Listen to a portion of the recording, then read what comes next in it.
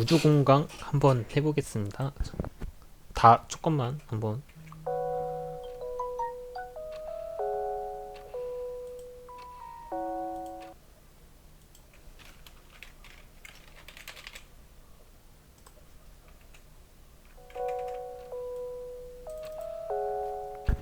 창문 밖을 볼 때마다 떠올리고 싶지 않은 생각들이 나를 괴롭힌다.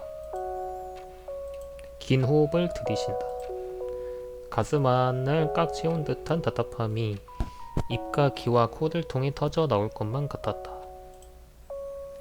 닿을 수 있는 가장 깊은 곳에서부터 숨을 내쉬어 보지만 답답함은 가시지 않는다. 시각은 오후 12시 반. 아침 수업만 아니었다면 지금쯤 이불 안에서 온 세상의 행복을 누리고 있었을 평행세계의 나를 질투하며 주머니에서 전자담배를 꺼내든다. 창문을 열고 전자담배를 흡입한 뒤 내쉰다. 슬슬 올 때가 됐는데. 아무도 없는 동아리실을 둘러본다. 빈 동아리실을 가득 채우는 침묵이 내 안의 답답함을 더욱 가중시켰다. 주머니에서 핸드폰을 꺼내 시간을 확인했다. 다음 수업까지는 얼추 4시간인가? 전자담배를 한 번 더 흡입한다. 그리고 달콤한 복숭아 맛을 호흡을 내쉬려던 찰나. 담배 끊은 줄 알았는데. 누구죠?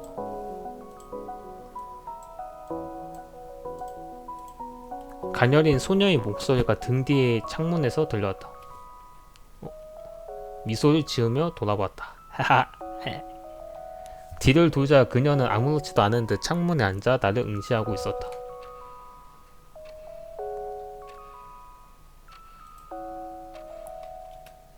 사파이어를 연상시킨 그녀의 푸른빛 눈동자가 나를 응시하며 반짝였다. 저 이거 못 숨기나? 로그 못 숨기나? 백두 타이틀?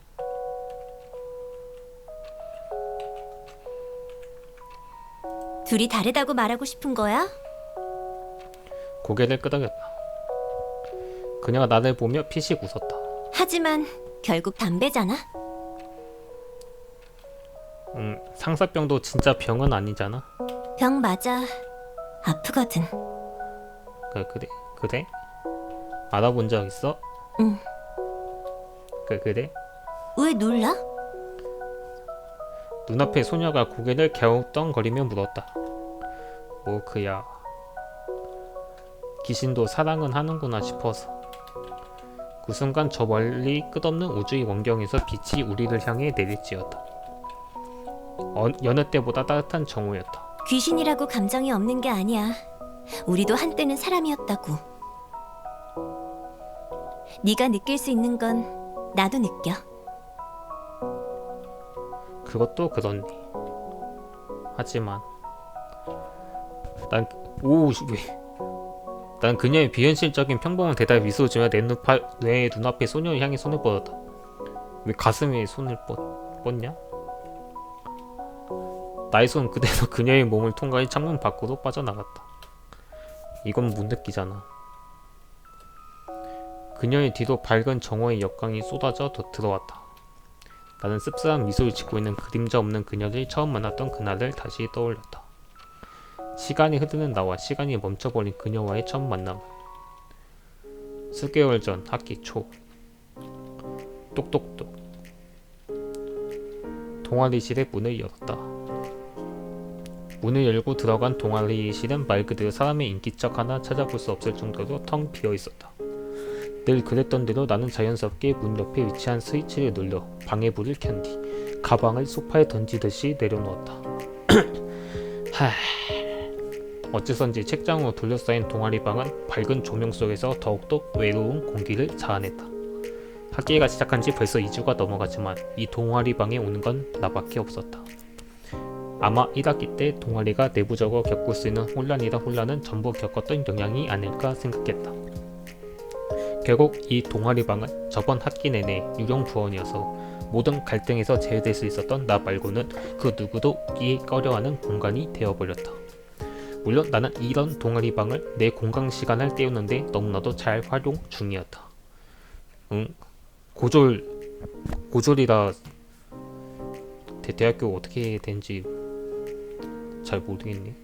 매주 수요일, 목요일 망쳐버린 수강 신청으로 인해 생겨난 거대한 공강 시간을 보내기 위해 적합한 공간을 찾던 나는 이곳을 떠올렸다. 뭐 이대로 활동이 없다면 동아리는 당연히 해체되겠지만 내 알바는 아니었다. 나는 그냥 내 남은 4학년 동안의 자투리 시간을 보낼 공간이 필요했고, 만약 이 공간을 더 이상 사용할 수 없게 되더라도 언제든지 도서관이나 카페 같은 대체제는 존재하니까. 이만한 프라이버시나 자유도는 없겠지만 내 바쁜 마지막 학년은 인간관계로 망해버린 동아리에 살리기에 허비하고 싶진 않았다. 책장을 쓱 둘러보았다. 이곳에 대한 또 다른 장점은 그동안 선배들이 모아둔 여러 서적들 덕분에 꽤나 생산적인 공간 시간을 보낼 수 있다는 것이다. 책장을 한참 둘러보다가 사무의 베게트에 고도를 기다리며를 꺼내들었다. 오늘은 이거나 읽어볼까. 난 가방 안에서 근처 편의점에서 사온 간잡치과 탄산 음료를 꺼낸 뒤 책상 위에 가지런히 올려두었다. 그리고는 입구 옆에 소파 위에 올려진 담요를 들고는 내 무릎에 덮었다. 모든 준비는 끝났다. 나는 위풍당당하게 책을 펴고 안의 활자를 읽어 내려가기 시작했다. 그리고 어느새 나는 내 손안의 작은 종이 더미 속 이야기 세계로 순식간에 빨려 들어갔다. 말라버린 나무 아래 두 남자가 서 있다. 한 명은 앉아있는데요, 서 있는 게 아니라. 기막힌 곳이로군. 에스테라 공이 말했다. 화창한 경지야. 자, 가자. 비트코인 가자. 갈 수 없어. 난 돈이 없어. 블라디미르. 왜? 가자고. 비트코인. 고도를 기다려야지. 아참 그렇지. 여기가 확실하나? 뭐가? 여기서 기다려야 하느냐 말이야. 뭐 똑똑똑 앞이라고 하던데. 똑똑똑. 누군가 문을 두드렸다. 누구지? 에이 설마 다른 부원인가? 아니면 학생회? 읽던 책을 접어둔 뒤 문으로 향했다. 철컥. 안녕하세요. 문을 열자 그 앞엔 내 키 정도 되어 보이는 단발의 여자가 서 있었다. 우효. 혹시 여기가 501호 강의실인가요? 아바 맞을 거예요. 그녀가 물었다. 아니요, 잘못 찾아오신 것 같은데. 여기 505호입니다. 그런가요? 실례했습니다. 잘 가시고. 그냥 당황한 듯 사과하며 재빨리 내 시야를 벗어났다. 뭐였지? 소리 좀 줄까, 배경?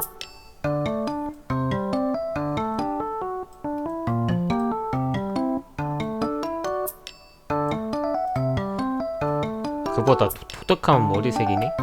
창문 밖을 힐끗 바라봤다. 입구에는 옷도 꽤 트린 데 있고 모델인가? 뭐 아무렴 됐다. 나와는 관계없는 일이지. 나와는 상관이 없는 일이야. 별 이상한 일도 다 있네 라고 생각하며 난 다시 자리로 돌아가 읽던 책을 폈다. 무수히 많은 활자들이 다시 나를 반겼다. 몇 페이지나 지났을까 다시 한번 문에서 노크 소리가 들려왔다. 이번엔 또 누구지? 다시 읽던 책을 덮고 문을 열었다. 철컥. 안녕하세요. 우효호. 단발 미소녀. 개또다지. 뭐지, 데자뷰인가? 혹시 여기가 식당인가요? 머리가 어떻게 되셨나요?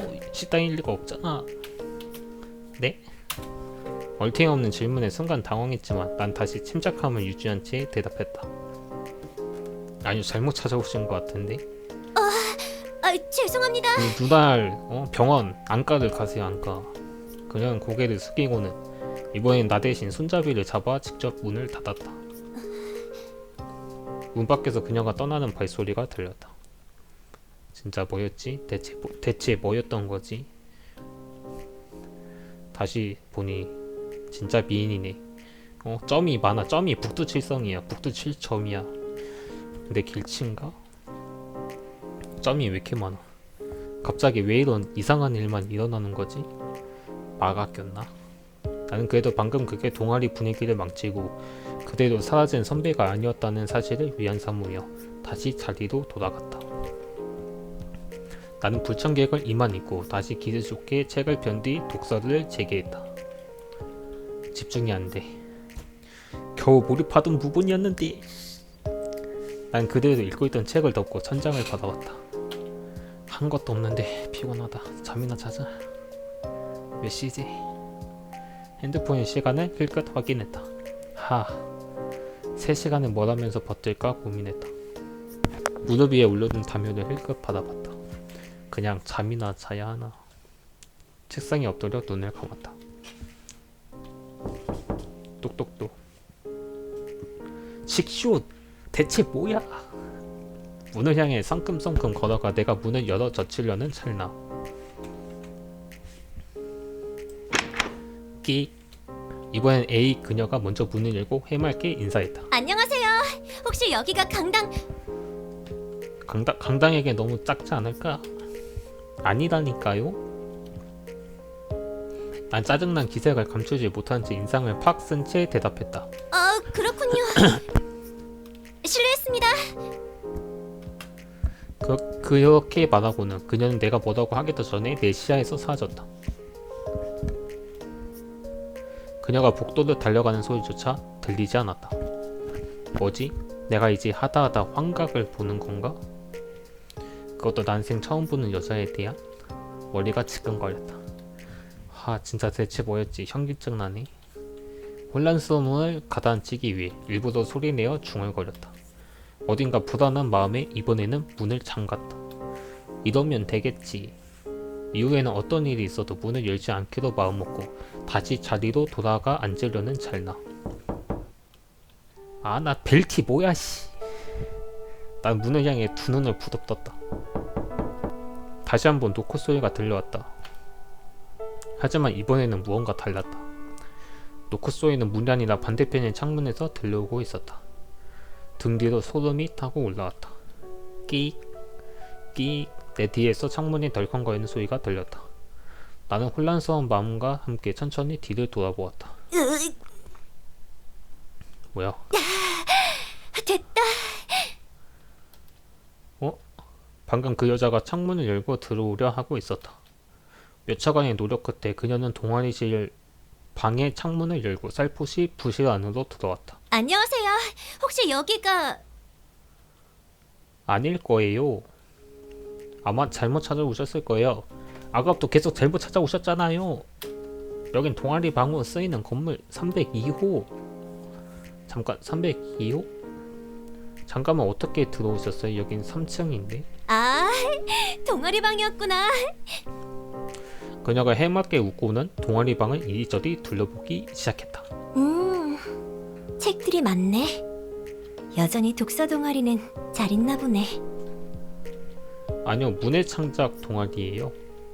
아니 근데 대체 누구세요? 연속해서 벌어지는 기이한 현상이 나는 정신을 차릴 수 없었다. 누구시길래 어떻게 창문으로 여긴 3층인데 어떻게 들어온 거야 이타돌이. 문을 잠궈서 어쩔 수 없었어. 왜가 아니라 어떻게 오셨냐고요. 그리고 왜 갑자기 반말. 아니 일단 이건 제쳐두고 대체 어떻게 들어온 거예요? 말 편하게 해. 괜찮아. 나도 말 낫는걸? 아니 그건 됐으니까. 어느 순간 처음 느꼈던 두려움은 온데간데 없이 사라져 짜증만이 치밀어 올랐다. 누구일 것 같아? 잘 모르겠는데. 에? 네가 보기에 나는 누구일 것 같냐고. 여자 같은데? 이게 무슨 미친 소리. 왠지는 몰라도 그냥 그녀의 질문에 대답하고 싶지 않았다. 귀신이요. 응? 귀신이라고요? 나는 내 이성적 사고가 접근할 수 있는 가장 근접하면서도 생뚱맞은 대답을 던졌다. 왜? 그야 소리 없이 사라지고 3층 높이의 건물을 아무렇게나 이동하니까. 그리고 인간처럼 생겼고요. 이걸 또 설명하고 있는 내 신세가 처량하다. 왜 웃어요? 아니, 비슷해서. 비슷? 그러면 귀신이 맞다는 거죠? 그런 거지. 그리고 말 놓으라니까. 그나저나 나 여기 들어와도 돼? 맘대로 하시지. 이미 들어왔으면서. 저희 그러면 혹시 이거 대사 못 숨기나? 한번 대사를 한번 숨기고 싶은데 숨길 수가 없네.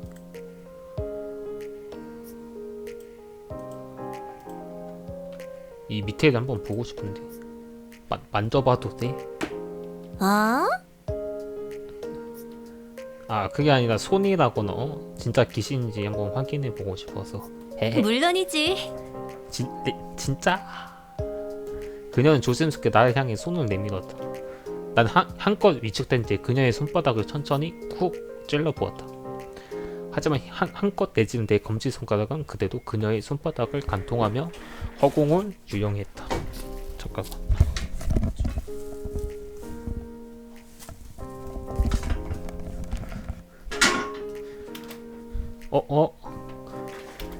진짜 귀신? 비슷한 거. 진짜 귀신 비슷한 거? 그나저나 여기서 뭐 하고 있었어? 책을 읽고 있었죠. 매주 수목은 공강 때문에 여기서 시간을 때우거든. 수요일이랑 목요일. 공강은 몇 시간인데? 글쎄요, 나도 몰라. 4시간. 길다. 수강 신청 날 늦잠 잤거든. 그녀는 갑자기 무언가 고민하기 시작했다. 좋아. 뭐가? 나도 같이 할래. 뭐를? 독서를. 어차피 할 것도 없고 왠지 재밌을 것 같단 말이지. 난 주변을 둘러봤다. 그리고 잠시.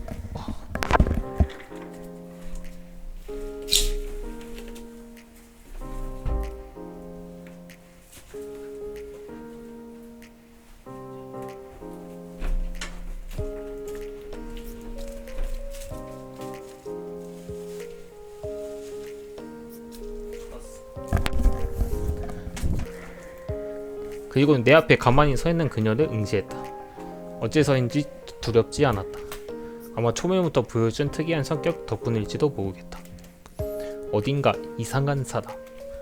하지만 왠지 그녀와 함께라면 이 따분한 시간도 유의미하게 보낼 수 있을 것 같았다. 그러든가. 어서와 유령 부원님. 난 갑자기 떠오른 시시한 말장난과 함께 악수를 위해 그녀를 향해 손을 내밀었다. 그녀의 손이 내 손을 통과했다. 우리는 어중간하게 서로 중첩된 손을 어색하게 위아래로 흔들었다. 한별. 응? 그게 내 이름이야. 아 그래? 한별? 편하게 별이라고 불러. 응응. 내 이름은 네버다이야. 잘 부탁해. 잘 부탁해.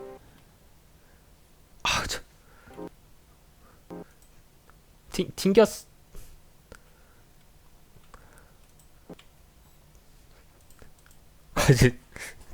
튕겨버렸어. 뭐가 문제야? 엔터 눌려서 튕긴 건가? 엔터 눌려서 튕겨버린 건가? 어떡하냐 이거? 원래 Shift 누르면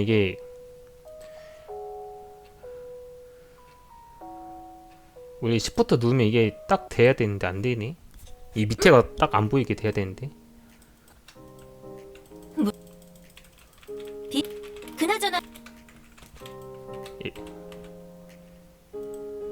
수요 공감. 나도 왜 그게 편한 잘 부...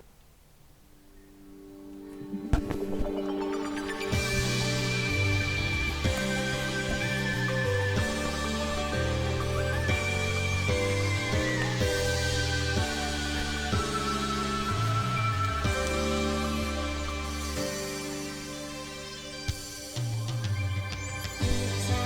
시간 있으면 같이 글 한 편 지어보면 어때? 둘이서 마주 앉아 날이 새도록 마음은 난 헤어니까 글로 다듬어 정리하는 거야. 숨은 내면을 찾아 같이 같이 비평하고 대고하자. 사실 좀 위급한 좀 그런 어려운 이론은 괜찮아 몰라도 좋아. 일단 시작해. 시와 소설 기록 시나리오 전부 마음을 비추는 유리창. 너만의 생각이 있고 싶어. 그러니까 나 시기 차는 이곳을 쫙 보여줘. 마음 문예로.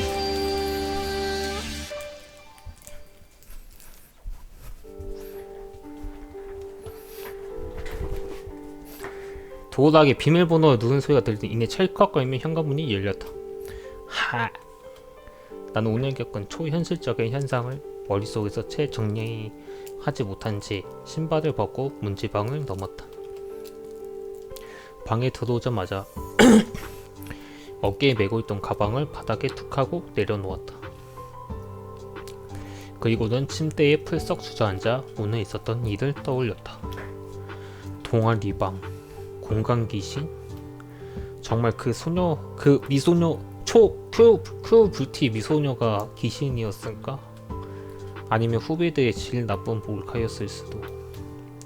3층에서 들어온 것도 반중력 장치를 쓴다면, 다시 생각해보니 나한테 그들만한 후배는 없었다.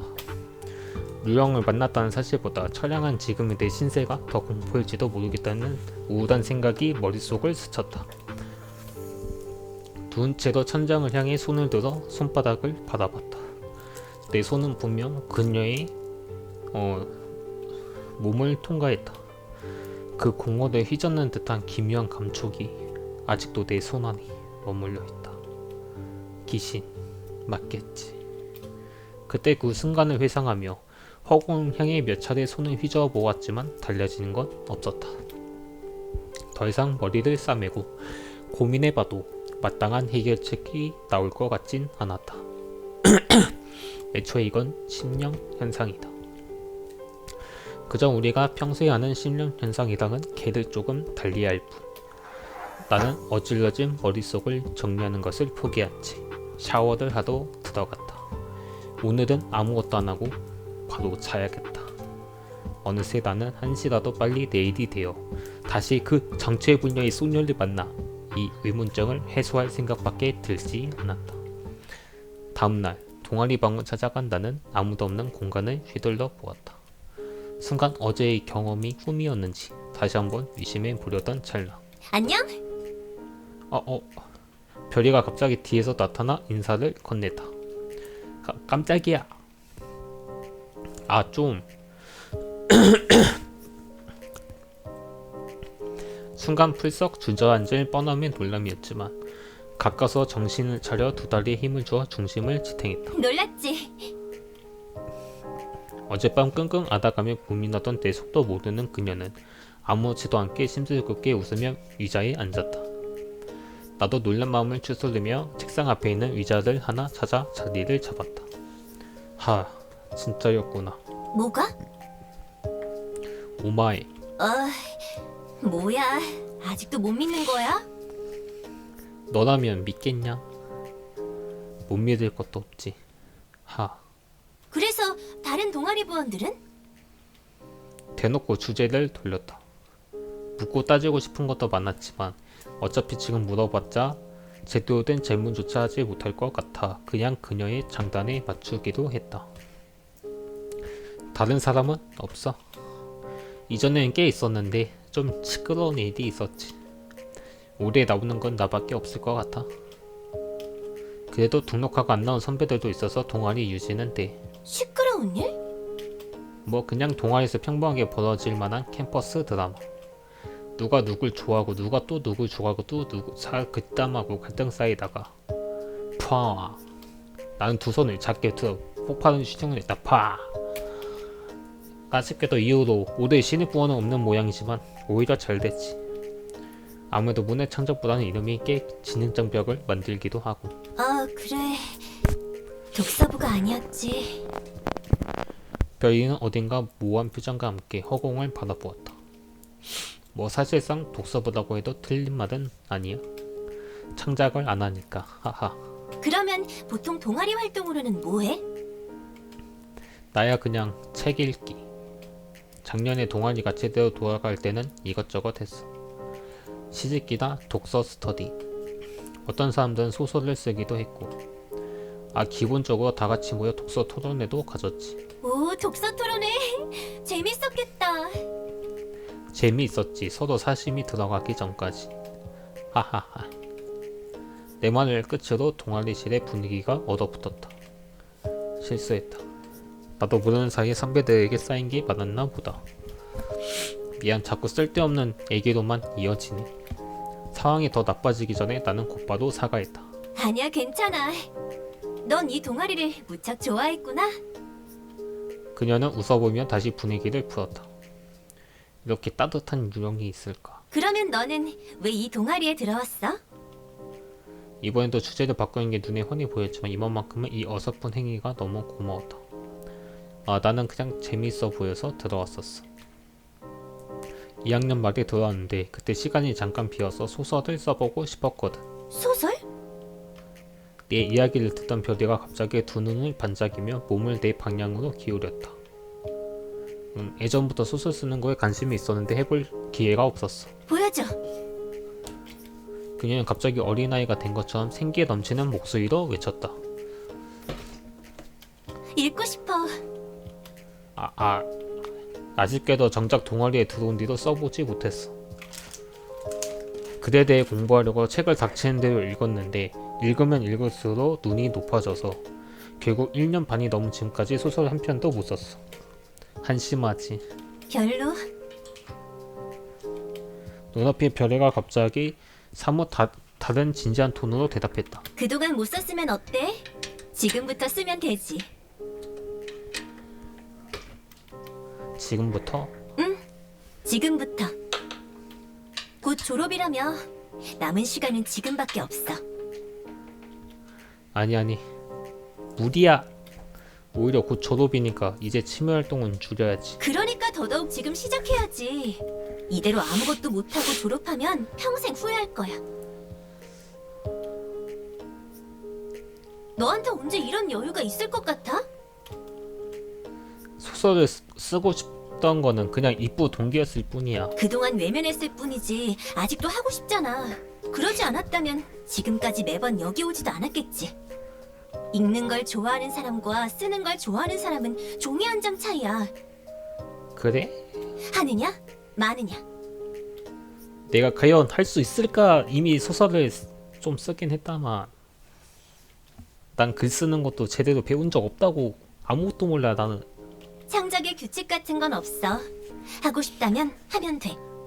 방법은 그때 따라오는 거야. 반박할 거리가 생각나지 않았다.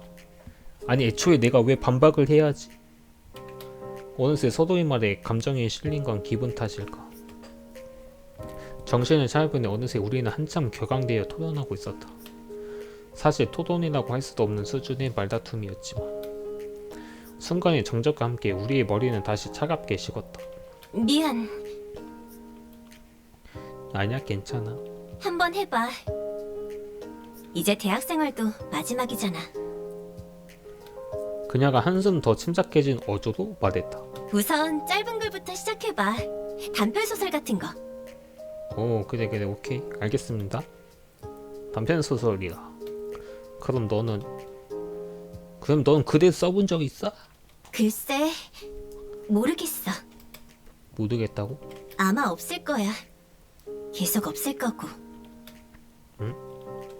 난 고개를 기울이며 위안한 표정을 지어 보였다. 왜? 난 멈춰 있으니까. 나는 그런 존재야. 너랑은 다른. 갑자기 이해할 수 없는 말들을 넣어놓기 시작했다. 하지만 그런 그녀의 이야기를 허투루 들을 수 없었던 이유는 말하는 그녀의 표정이 어딘가 슬픔과 불안을 품고 있었기 때문이었다. 그럼에도 이해하지 못한 표정을 지어 보이자 그녀는 억지 미소를 그리며 화제를 마무리했다. 이걸 이해 못해. 유령이니까. 이미 죽었으니까 시간이 멈춰버린 거지. 귀신이 글 쓰는 거 본 적 있어? 없지. 아니 애초에 귀신을 본 적이 없으니 글 쓰는 귀신도 본 적이 없다. 하지만 지금은 그냥 더 이상 묻지 않고 고개만 끄덕여야 할 것 같은 느낌이 들었다. 하지만 괜찮아. 난 글을 쓰지 못하지만 너는 쓸 수 있으니까. 그래서 나보고 너 대신 글을 써달라고? 그런 핑계가 필요하다면 나를 이용해도 돼. 하지만 결국 글을 쓰는 건 너야. 네가 쓴 글은 네 글이고. 필요한 게 있으면 물어봐. 비록 이런 몸이지만 아는 건 많다고. 난 아직도 이 상황에 대해 납득도 이해도 할 수 없었지만 이 결단은 내인데 그런 것 따윈 필요 없었다. 좋아, 써보지 뭐. 이성에게 차례가 돌아가기도 전에 내 안에 억눌려 있던 무언가가 결단을 내렸다. 더는 이유도 납득도 필요 없었다. 그저 글을 쓸 수 있고 나는 그러한 핑계를 얻었을 뿐이었다. 그것이 비록 형체도 만지지 못하는 유령의 부탁일지라도. 어느새 별이와 보내는 시간은 내 일상의 한 굴레로 자리 잡았다. 처음에는 나만의 환상이라고 생각했지만 그녀는 정말 매주 수모 동아리방에 나타나고 나는 믿을 수밖에 없었다. 어느 순간부터 그녀의 독서 시간은 내 휘몰아치는 대학 생활을 버틸 낙이 되어 있었다. 읽던 책에서 잠시 눈을 떼고 그녀를 힐끗 바라봤다. 내 앞에 앉아있는 이 존재가 사람이 아니면 어떠하리? 응? 무슨 일 있어? 어? 뚫어져라 보길래. 안 볼 수가 없어. 너의 복장을 봐. 아, 그냥 신기해서. 2주나 됐는데 아직도 신기할 게 남아있어? 이제 겨우 2주야. 난 아직도 모든 게 신기함 그 자체라고. 익숙해지려고 익숙해지지 못하는 무언가가 있달까. 이해해. 결론은 집중이 안 된다는 거지? 응? 내가 너무 매력적이어서 책에 집중할 수가 없다는 거잖아. 그래, 맞아. 너무 예뻐. 아니, 그런 소리는 안 했는데. 무슨 책 읽고 있어? 그냥 내 반박을 가볍게 무시하네. 내가 들고 있던 책을 향해 몸을 뻗었다. 은하철도의 밤? 응, 미야자와 켄지. 읽어본 적 있어? 응, 아주 예전에. 지금 어디까지 읽었어? 거의 다 끝나가 조번이가 호수에서 깨어나는 장면. 난 안 봤어. 그게 무슨 책이야. 진짜 곧 끝나네. 빨리 다 읽고 이야기하자. 그래. 은하철도의 밤. 문학가 미야자와 겐지의 소설로 친구들에게 따돌림당하고 병든 어머니를 홀로 모시는 조반니가 자신의 남자친구 캄파넬라와 함께 은하를 달리는 열차를 타고 여행하는 이야기이다. 은하사 축제의 밤, 조반니는 홀로 밤하늘을 바라보다가 문득 은하 열차의 안내 방송을 듣게 되고 은하 열차 안에서 정신을 차리게 된다. 어째서인지 그곳에는 자신의 단짝친구 캄파넬라도 함께 타고 있었고 그렇게 둘은 함께 열차를 타고 은하를 여행하게 된다. 은하를 순회하는 여정 속에서 그들은 여러 사람들을 만나고 그들의 삶에 대해 전해 듣는다. 그렇게 두 소년의 초현실적 여정이 끝에 다다를 때 둘만 남은 열차에서 캄파넬라는 말한다. 엄마는 가연달 용서해 주실까? 캄파넬라가 말했습니다. 잘 모르겠지만 누구나 정말 좋은 일을 한다면 분명 행복할 거야. 그러니 엄마는 날 용서해 주실 거라고 생각해. 캄파넬라, 또 우리 둘만 남았니? 어디로 가게 되든 함께 있자. 이제 그 정갈처럼 모두의 행복을 위한 거라면 내 몸 따위 100번을 태워도 상관없어졌어. 나도 마찬가지야. 캄파넬라의 눈에는 아름다운 눈물이 맺혀 있었습니다. 하지만 진짜 행복이란 게 대체 뭘까? 나도 와카당, 나도 몰라. 우리 잘하자. 아, 저기 석탄자도야. 하늘의 구멍. 캄파넬라가 고개를 돌리듯이 은하수의 한 곳을 가리켰습니다. 너는 이제 저런 커다란 어둠도 무섭지 않아. 모두의 행복을 찾으러 갈 거야. 어디까지고 우리 둘이서. 응, 꼭 갈게. 저 아름다운 들판을 봐. 다들 모여있어. 저기가 진짜 천상인 거야. 우리 엄마도 있어. 캄파넬라는 창문 너머 멀리서 보이는 아름다운 들판을 가리키며 목소리를 높입니다. 조반니도 따라보지만 그곳에는 하얀 안개가 깔려있어. 도무지 캄파넬라의 말처럼 보이지는 않았습니다. 말로 다 못할 쓸쓸함에 살짝 고개를 돌리니 저 너머 강가에 두 개의 전봇대가 두 팔을 팔짱 낀 것처럼 붉은 완목을 단 채 서 있었습니다. 캄파넬라, 같이 가자. 조번니가 그렇게 말하며 돌아보지만 캄파넬라는 찾아볼 수 없었습니다. 이제까지 캄파넬라가 앉아있던 자리에는 그저 검은 융단만이 깔려 있었습니다. 조번니는 마치 대포처럼 자리에서 벌떡 일어섭니다. 그리고 누구도 듣지 못하도록 창밖으로 몸을 내밀어 있는 힘껏 가슴에 있는 것을 토해내고 우열하며 울었습니다. 눈물을 흘리며 꿈에서 깨어난 조번니는 집으로 돌아가는 길에 캄파넬라의 아버지를 발견하고 캄파넬라가 강에 빠진 친구를 구하려다 목숨을 잃었다는 소식을 듣게 됩니다. 조번니는 캄파넬라를 더 이상 만날 수 없다는 사실에 눈물을 흘리고 캄파넬라의 아버지는 그런 그를 위로합니다. 너무 슬퍼하지 말거라. 아마 이게 캄파넬라의 운명일지도 모르지. 조번니는 비로소 캄파넬라가 은하철도에서 건넸던 말뜻을 이해하지만 그 감상을 나눈 친구는 더 이상 존재하지 않았습니다. 책을 덮었다. 결국 조번니는 혼자 남겨진 거네?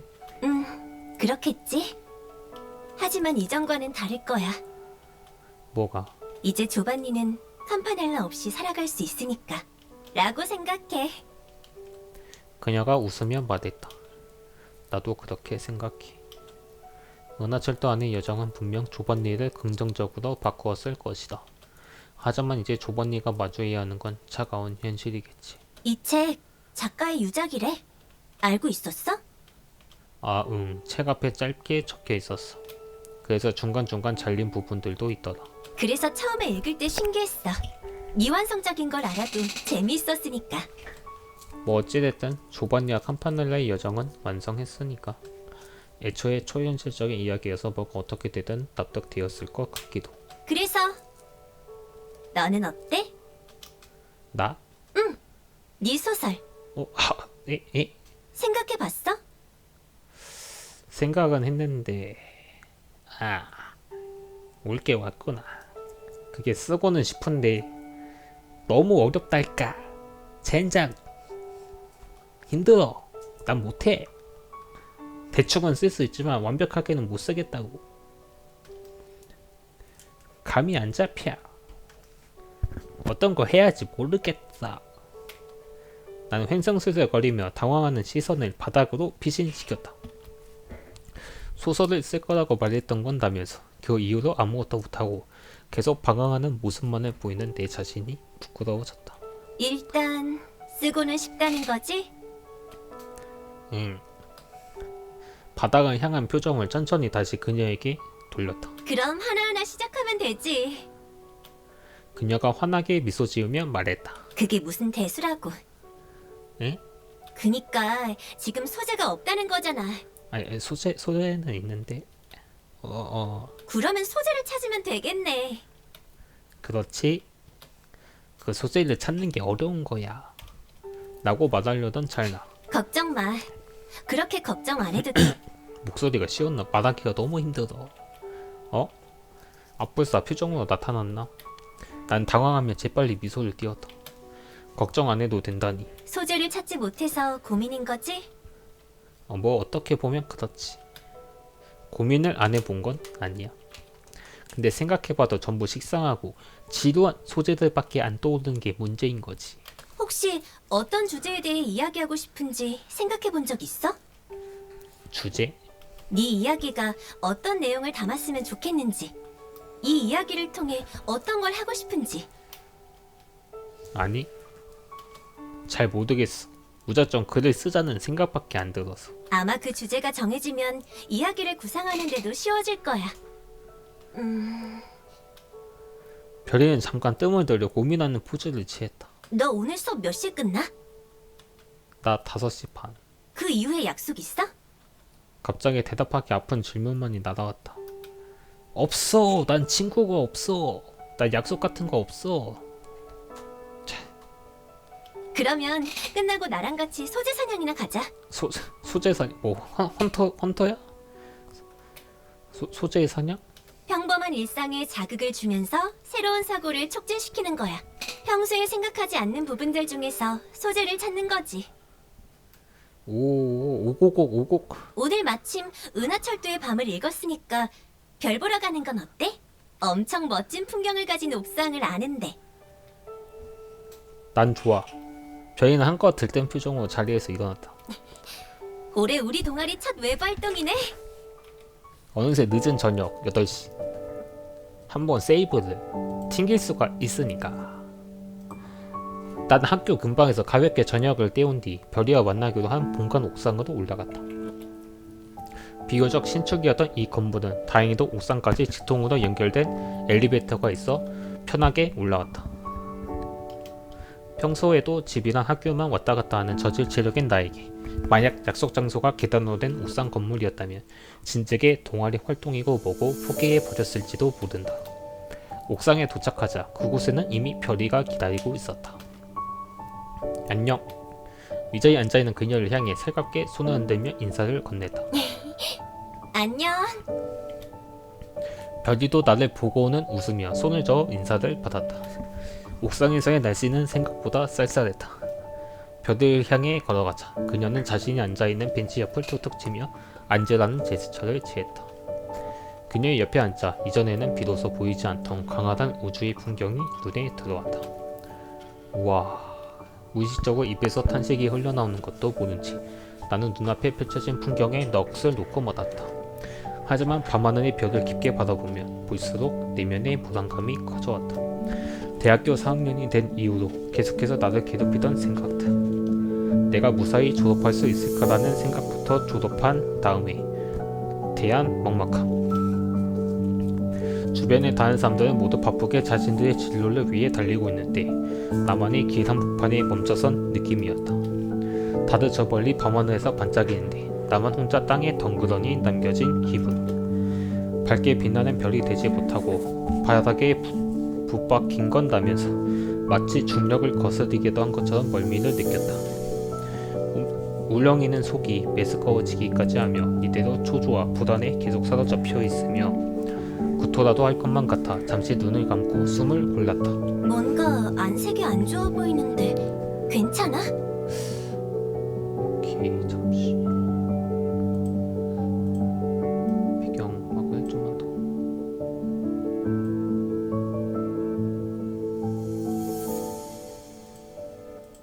아무것도 아니야. 이제 괜찮아졌어. 그냥 저 하늘이 너무 멀어 보여서. 우리는 그렇게 몇 분간 조용히 밤하늘을 올려다 보았다. 난 옆에 앉아 사색에 잠긴 별이를 힐끗 바라보았다. 내 시선이 느껴졌는지 그녀도 나를 향해 고개를 돌렸다.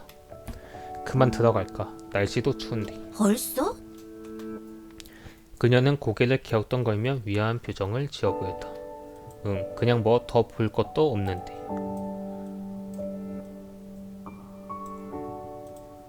여기 와서 한 것도 없는데. 그녀는 실증내듯이 공시렁거렸지만 지금 그런 그녀의 장단에 맞춰줄 심적 여유는 없었다. 별빛이 반짝일수록 우주가 강화할수록 하늘의 풍경이 아름다울수록 그에 대비되어 나 자신이 너무나 초라해 보이는 부정적 감정을 억누를 수가 없었기 때문이다. 괜찮아? 그녀가 의미심장하게 물었다. 표정에 감정이 드러난 모양이다. 어디서부터 이야기하는 게 좋을까? 그녀가 시킨 대로 내 내면을 돌아보면 돌아볼수록 알 수 없는 깊은 수동 속에 빠져드는 것 같았다. 지금 내 감정을 어떻게 기대해줘야 할지 말을 고르고 삼키고 끝내 꺼내지 못하는 나에게. 있지. 나는 내가 누군지 몰라. 그녀가 갑자기 일어나서 생뚱맞은 이야기를 시작했다. 내 이름이 한별인 것과 이 캠퍼스에 묶인 유령이라는 것뿐. 내가 어떤 사람이었는지 어떻게 죽었는지도 기억이 나지 않아. 내가 어떤 목적으로 존재하는지조차. 죽었으니까 당연한. 이곳에서 떠돌면 떠돌수록 이런 감정은 점점 커져만 가. 모든 것이 빠르게 흘러가는 이곳에서 성장도 변화도 멈춰버린 존재인 나한테 어떤 의의가 있는 걸까? 너를 처음 보았을 때 어딘가 특별한 느낌이 들었어. 왠지 너라면 나를 바라봐줄 수 있을 것 같은 기분이 들었으니까. 넌 그러면 얼마나 여기 있었던 거야? 모르겠어. 나에게 시간은 중요하지 않으니까. 내게 존재하는 건 과거와 지금, 오로지 그뿐이야. 그러면 내 자신에 대해 찾아보거나 그러지 않았어? 나였으면 학교 곳곳을 뒤져서라도 단서를 찾았을 것이다. 내가 누군지도 왜 존재할지도 모른 채 평생을 살아가다니. 어떤 심정으로 그동안 시간을 보내왔을지 상상조차 쉽게 가지 않았다. 귀신들은 다 이런 건가? 별로 의미가 없어. 그녀가 부드럽게 웃으며 고개를 저었다. 이 이상 궁금해하는 건 모범적인 유령으로서 할 짓이 못돼. 그리고 두려워. 내가 어떤 존재인지 알았을 때 지금의 나는 끝나버릴 것만 같으니까. 나는 이대로가 좋아. 학교와 책과 너와 함께 이대로. 잠깐의 침묵이 돋았다. 난 그제서야 그녀의 이야기가 끝났다는 것을 눈치챘다. 그리고 이제는 나의 차례라는 것도. 나는 내가 뭘 하고 있는 건지 모르겠어.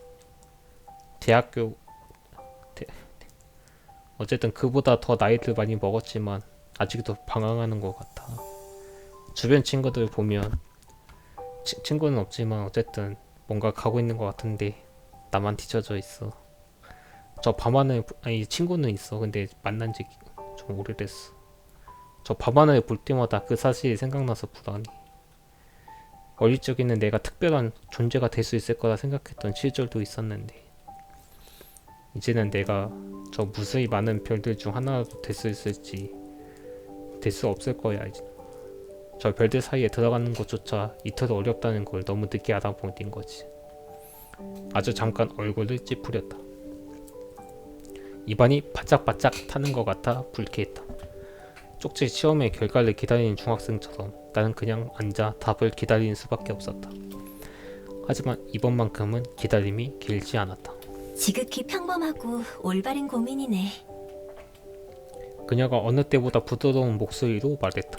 그 감정에서 눈을 돌리지 마.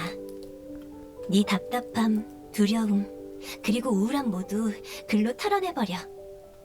가장 중요한 건 자기 자신에게 솔직해지는 거야. 지금 당장 길을 몰라도 어때? 잘못된 길로 달려가느니 한숨 돌리는 것도 현명한 방법이야. 그 순간 나는 그녀와 두 눈을 마주쳤다. 언제 봐도 아름다운 복석빛의 눈동자였다. 그리고 저 생기 넘친 눈동자 너머에 비친 나를 보았다. 길을 잃은 어린아이가 보였다. 그리고 그 아이는 자신을 바라보는, 자신과 같은 고민을 안고 있는 어린아이를 보았다. 그리고 나는 비로소 그녀에게 비친 나를 바라보며 어떤 이야기를 써야 할지 깨달았다. 밤의 공기는 차가웠지만 우리는 시간 가는 줄 모르고 담소를 나누었다. 나는 내 대학 시절 이야기부터 시작해서 각자의 취미, 대부분 책에 대한 내용이었다. 서로 좋아하는 작가와 책, 장르에 대해 이야기를 나누었다. 그녀는 자신의 과거를 이야기하지 않았다. 정확히 할 수 없었다. 그럼에도 그건 별로 큰 문제가 되지 않았다. 우리는 지금 현재만으로도 좋겠으니까. 그 이후로는 별의별 이야기를 다 나누었던 것 같다. 비록 그녀가 하는 이야기들 중 몇 가지는 내가 이해하기에는 너무 어려웠지만 나는 상관하지 않았다. 아마 어렴풋이 느끼고 있었으리라. 언젠가 끝을 맞이할 우리 두 사람의 여정이 끝날 때 분명 그녀의 말을 이해할 날이 올 거라고. 정말 오랜만에 느껴보는 종류의 행복이었다. 강한하게 펼쳐진 은하를 뒤로한 채 우리는 마치 어린아이로 돌아간 것처럼 오래 그리고 신나게 떠들었다. 마치 은하철도의 차장에 앉은 조반니와 캄파넬라처럼. 넌 동아리 활동 안 할 땐 보통 뭐 하면서 보내? 읽던 책의 마지막 장을 접었다. 나? 그냥 있지? 참 디테일한 대답이네. 고마워. 잘래서 일어나 다 읽은 책을 도로 책장에 끼웠다. 정말 별거 안 해. 그냥 캠퍼스 여기저기를 산책하거나 도서관에 있는 책을 읽거나 자거나. 귀신이 잠도 자? 못 잘 건 없지? 응? 다음 읽을 책을 찾기 위해 계속해서 책장을 훑어보았다. 저기 저거 읽어봐. 어떤 거? 이거? 눈앞에 있는 검은색 책을 가리켰다. 그 옆에 있는 거. 이거? 응. 난 책장에서 책을 꺼내 다시 자리에 앉았다. 아 미안, 무슨 이야기 중이었지? 동아리 시간 외에 뭐 하는지 물어봤잖아. 아 그랬지.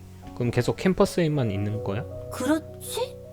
어째서? 난 여기서 못 나가. 못 나간다니? 예전에 해봤어. 어느 날 길을 잃어 정문 밖으로 나갔는데 눈을 떠보니 다시 캠퍼스 아니었어. 이후에 호기심에 몇 번이고 시도했는데도 결과는 같았고. 아 그렇구나. 왜 그런 표정이야? 난 내가 어떤 표정을 짓고 있는지 모른 채 내 얼굴에 손을 가져다 댔다. 울상이야. 아 그냥 안타까워서. 밖에만 나갈 수 있었어도 할 수 있는 게 훨씬 많았을 텐데. 안타까워할 거 없어. 밖에 나가봤자 변하는 건 없으니까. 아직도 가끔 그녀의 말의 의미를 모르겠다. 어딘가 알 수 없는 서운함을 뒤로하고 가져온 책을 폈다. 오늘은 몇 시에 돌아갈 거야? 글쎄 한 2시간은 더 있어도 될 것 같은데. 좋네. 지금 이 순간을 즐기자. 그거면 돼. 다음날 동아리시에서 시간을 때우던 중 그녀가 나에게 물었다. 그래서 작가님, 어느 정도 떠오른 건 있어? 에? 소설 말이야. 쓰기로 했던 거 잊은 건 아니겠지? 아니 뭐 그럴 리가. 어떤 걸 쓰고 싶은지에 대한 내용은 어렴풋이 잡힌 것 같아. 그냥 조금 더 생각할 시간이 필요해. 그래? 별이는 아쉬워하는 기색이 역력했다. 그리고 너무 기대하지 마. 난 작가가 아니야. 내 말을 듣는 별이는 고개를 갸우뚱 흔들었다. 작가에게 글을 쓰는 게 아니야. 글을 쓰니까 작가인 거지. 흥미로운 의견이네.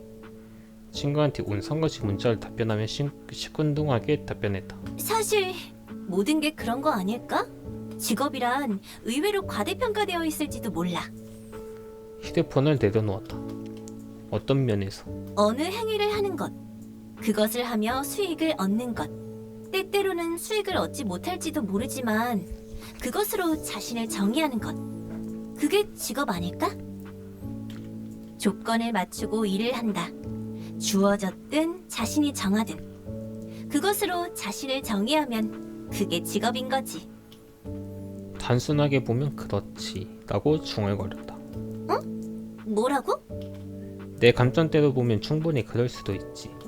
하지만 직업이란 건 그렇게 간단한 게 아니야. 어떤 사람들은 특정 직업을 위해 청춘을 바쳐서 공부해. 단순히 그 직업이 문턱에 발을 걸치기 위해서.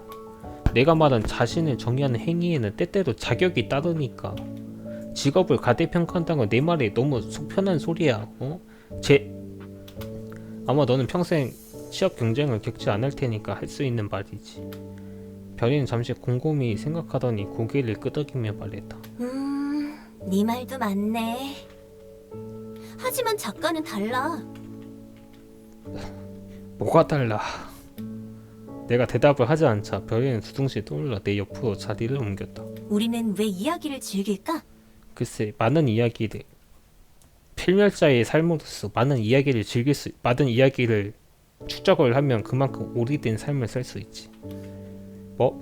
소설, 영화, 만화? 타인이 쓴 이야기를 아무렇지도 않게 소비하는 이유가 뭐라고 생각해? 필멸자로서 많은 이야기를 축적하며 많은 인생을 산 것과 같기 때문에 가성비가 좋지. 심오하네. 넌 답을 알아? 그녀는 자신감 넘치게 고개를 끄덕였다. 우리 모두가 이야기이기 때문이야. 그녀는 그렇게 말하고는 손가락을 내 가슴을 찔렀다. 물론 그녀의 손가락은 내 몸에 닿지 못하고 그대로 통과해 버렸지만 너의 인생도 나의 인생도 모두 이야기야. 내 인생은 이야기가 아니야. 엑스트라야. 작가와 작가가 아닌 사람의 차이는 그저 그것을 전하느냐 마느냐 뿐이지. 하지만 재미없는 이야기도 많잖아. 그거야 그렇지. 그렇지만 재미라는 건 상대적이잖아. 예를 들어 네가 방금 읽은 그 책, 난 별로였어. 아, 그건 나도 별로였어. 그럼 우린 취향이 비슷하네. 누군가는 재미없어 해도 다른 누군가는 좋아할 수도 있어. 네 이야기를 사랑해줄 누군가를 위해 글을 쓰면 돼. 그런 사람이 있을까? 없잖아. 내가 해줄게. 오케이. 응? 네가 쓰는 이야기 재밌을 거야. 분명. 내가 쓰는 이야기 재밌을 거야 분명. 하하하. 자신 넘치네. 어떻게 그렇게 단언할 수 있지? 네가 마음에 드니까. 너라는 이야기가 나는 좋아. 그러니 네가 쓰는 이야기를 읽고 싶어. 나쁘고 말 아무렇지도 않게 내뱉는다. 난 갑작스런 그녀의 대답에 얼굴이 빨개졌다. 그리고 내 모습을 본 별이 역시 천천히 얼굴이 붉게 달아올랐다. 미안. 낯간지러운 말을 한 것 같네. 난 고개를 끄덕였다. 그저 서로 향한 어색한 미소와 웃음소리를 주고받았다.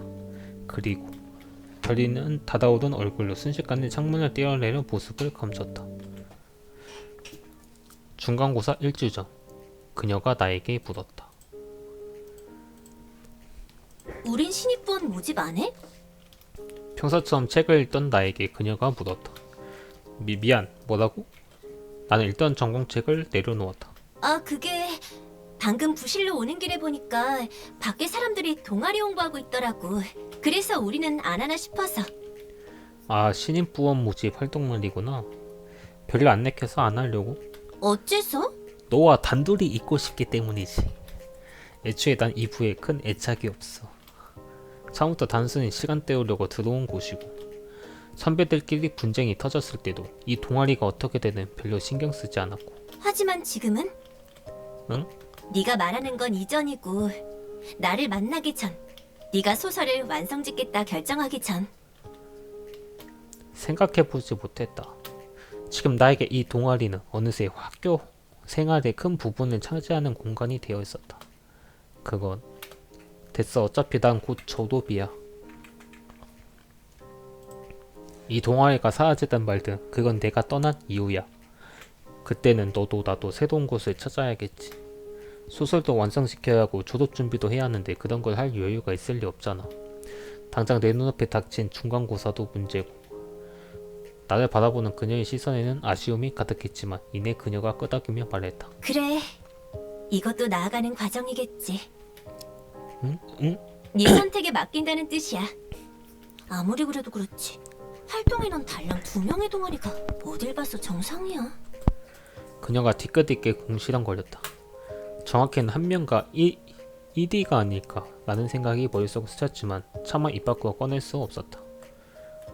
우리는 지금 이 순간을 즐기면 돼. 동아리가 사라져도 우리가 여기 있었던 사실은 사라지지 않으니까. 그렇지. 아무튼 소설 쓰는 건 어떻게 돼가? 그녀가 화제를 돌렸다. 뭐 적당히 쓰고 있어.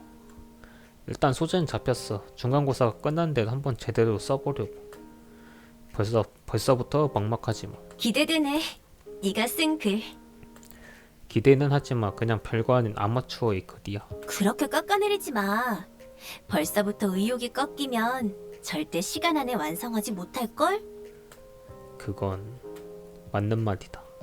순간 알 수 없는 답답함이 내 안에서 치밀어 올랐다. 너무 기대하면 부담스러워서 그렇지. 부담 갖지 마. 귀신 하나가 읽는 게 무슨 대수라고. 사람이 아닌 게 어디야? 그녀가 있을 새 없게 웃었다. 그러게. 가볍게 던진 농담이었겠지만 어딘가 마음이 훨씬 가벼워졌다. 그리고 문득 이 순간을 돌아봤다. 그녀가 없었다면 난 글을 쓸 수 있었을까? 글이 아니면 무엇을 하고 있었을까? 다른 동기들처럼 취업 준비에 바빴을까? 아니면 무기력하게 아무것도 하지 않았을까? 순간 여러 생각들이 섞여들면서 머리가 어지러워졌다. 어지럼증을 가다앉히기 위해 한 곳에 시선을 집중시켰다. 그리고 무심코 둔 내 시야의 끝에는 조용히 창문 밖을 응시하는 유령이 있었다. 그녀는 매번 책을 읽거나 나와 대화를 하고 잊지 않을 때는 창문 밖을 바라본다. 그녀에게 무엇을 보냐고 물으면 그녀는 매번 다른 대답을 한다. 언제는 사람들, 언제는 별, 언제는 흐름, 그리고 어제 내가 물어봤을 때는 시간. 아직도 그것들의 의미를 잘 모르겠다. 아마 내가 아직은 이해할 수 없는 문학적 표현이라고 생각한다. 하지만 하나 알 수 있는 건 그녀가 밖을 바라볼 때는 언제나 어딘가 쓸쓸해 보인다는 것이다. 무언가를 그리워하는 것일까? 아마 그걸 이해할 때쯤이면 그녀가 던지는 수수께끼 같은 표현들도 이해할 수 있게 되지 않을까. 그래서 이번에 정했다는 소재는? 응? 소재를 정했다며 어떤 이야기야? 가볍게 설명하자면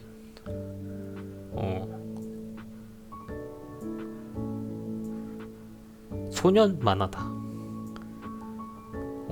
이 소년은 뭐 늙지도 않고 황폐화된 어째서? 행성을 순례해.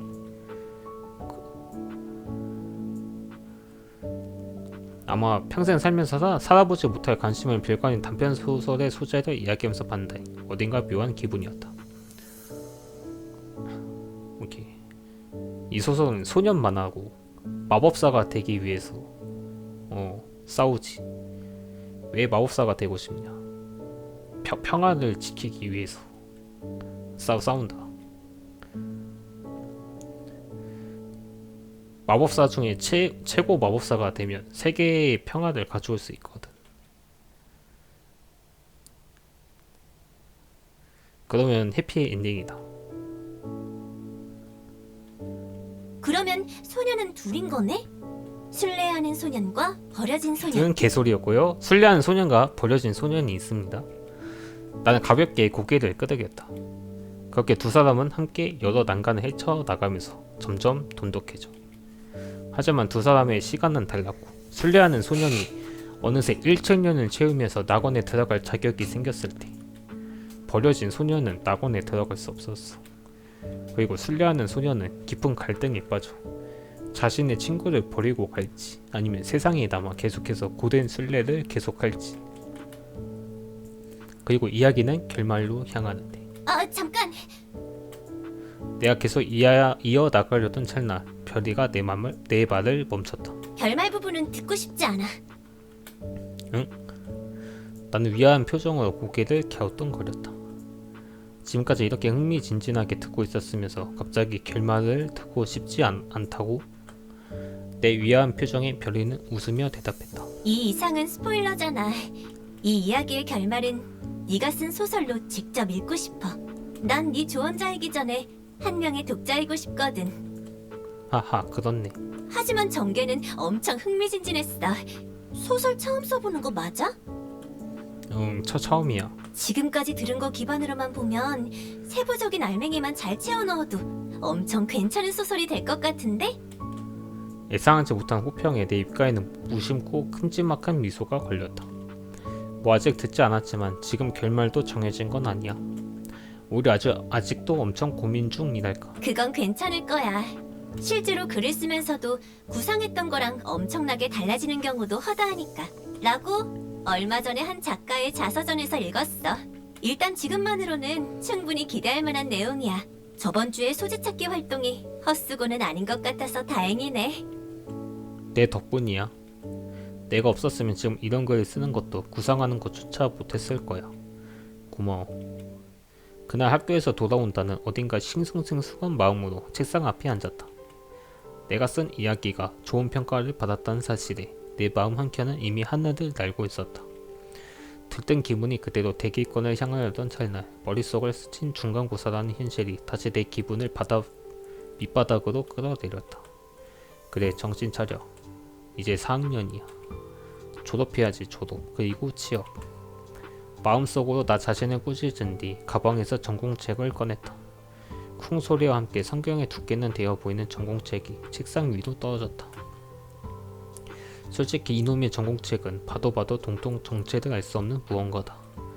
두께랑 내용이라곤 쓸데없을 정도로 많으면서 정작 우리에게 중요한 내용은 PPT에 정리되어 나온다. PPT만 공부해도 만점을 받을 수 있었다면 매번 수업마다 군장에 가까운 무게를 들고 등하교할 필요도 없었을 텐데. 대학교 4년을 다녔어도 도저히 이 녀석의 순기능에 대해 알 수 없었다. 이 두꺼운 걸 다 읽는 인간이 실제로 존재한단 말인가. 5년을 다니면 알 수 있으려나. 소름 끼치는 생각은 하지도 말자. 어찌되었든 이 졸업이든 뭐든 하려면 이 전공책을 붙들고 뭐라도 해야 한다는 사실은 변하지 않았다. 그렇게 나는 시험 범위를 펼친 뒤 천천히 책장을 넘겨가며 활자들과의 길고 고된 눈시름을 시작했다. 중간고사가 다가오며 나는 그동안 평소에 하던 것들을 모두 멈추고 공부에 전념했다. 그리고 그것은 우주공강 사이 동아리 활동 역시 포함이었다. 내 상황은 어느 정도 이해했는지 평소였다면 둥둥 떠다니며 조자거이던 별이도 얌전히 앉아 책을 읽었다. 터질 것 같은 머리를 식히기 위해 잠시 읽던 노트를 내려놓았다. 한숨 때문이었는지 아니면 이전부터 느껴지던 시선이 기분 탓이 아니었던 것인지 노트를 내려놓자마자 별이랑 눈을 마주쳤다. 안녕? 응, 안녕. 공부는 잘 돼가? 어느 정도. 다행이네. 그것을 끝으로 다시 침묵이 맴돌았다. 뭐지 이 어색함은? 있잖아. 저번에 우리가 처음 만났을 때 이 부실을 보고 독서보다고 했었잖아. 어째서 독서보다고 불렸던 거야? 어색함도 풀고 쉬는 시간도 연장할 겸 화두를 던졌다. 사실 이전부터 꽤 궁금했던 내용이었다. 잘 모르겠어. 그냥 처음 왔을 때 독서부 같았어. 뭐 책이 많으니까 그렇게 생각했을 수도 있겠네. 그것도 그런데 그냥 그렇게 느껴졌어. 어딘가 익숙하달까? 여기가? 그녀는 고개를 끄덕였다. 그러면 생전 알고 있던 곳이 아닐까. 살아있을 적 기억이 없다고 했지. 적어도 내가 학교 다닐 때까지만 해도 독서부는 없었는데. 혹시 이곳에 얼마나 오랫동안 있었어? 그것도 모르겠어. 시간은 나한테 중요한 게 아니었으니까. 궁금하지 않아? 시간이 얼마나 지났는지, 세상은 어떻게 변하는지. 사실은 못 오고 있는 게 더 답답하지 않아? 아니, 별로. 아는 게 때때로 더 무서울 때도 있으니까. 그녀가 아련한 표정으로 미소 지었다. 그래서 소설을 선택한 거야. 이 안에는 이야기가 있으니까. 하나의 세상이 있고 누군가의 인생이 있어. 하지만 사실이 아니잖아? 일종의 대리만족 같은 거야? 글쎄, 비슷하지만 아니야. 그냥 현실보다 이게 더 나은 것뿐이야. 내가 자기계발서 읽는 거 봤어? 확실히 별이가 소설 외에 다른 종류의 책을 읽는 건 본 적이 없다. 너에겐 현실과 소설은 확실히 다를지 몰라도 나한테는 비슷하거든. 이 세상은 나한테 영향을 주지도 나에게 영향을 받지도 못해. 나는 멈춰있지만 이 세상은 흘러가. 차이점은 소설은 완결이 있지만 이 세상에는 없다는 점. 그게 나를 슬프게 해. 나는 묵묵히 그녀가 하는 말을 들었다. 이해가 갈 듯 하면서도 어딘가 이상했다. 그동안 그렇게 친숙하게 느껴지던 그녀가 굉장히 멀게 느껴졌다. 우리가 다른 종류의 존재라는 걸 다시금 깨닫는 순간이었다. 미안. 너무 진지했나? 나는 고개를 저으며 말했다. 아니 괜찮아. 알 것 같아. 그래서 네 소설을 기대 중이야. 너는 어떤 이야기를 들려줄까? 기분이 오묘했다. 그녀는 여는 때처럼 활기차게 웃고 있었다. 분명 누군가 나한테 기대를 한다는 건 좋은 일일 텐데 어딘가 불편한 느낌이 들었다. 결국 나는 응 기대해 라는 형식적인 답변을 던진 채 다시 노트를 집어들 뿐이었다. 지금은 중간고사를 준비할 시간이다. 이 이상한 가슴의 콕콕거림은 나중에 해결해도 될 일이다. 이따금 종이장이 넘어가는 소리를 제외하고 다시 고요만이 공간을 채우게 되었다. 일주 후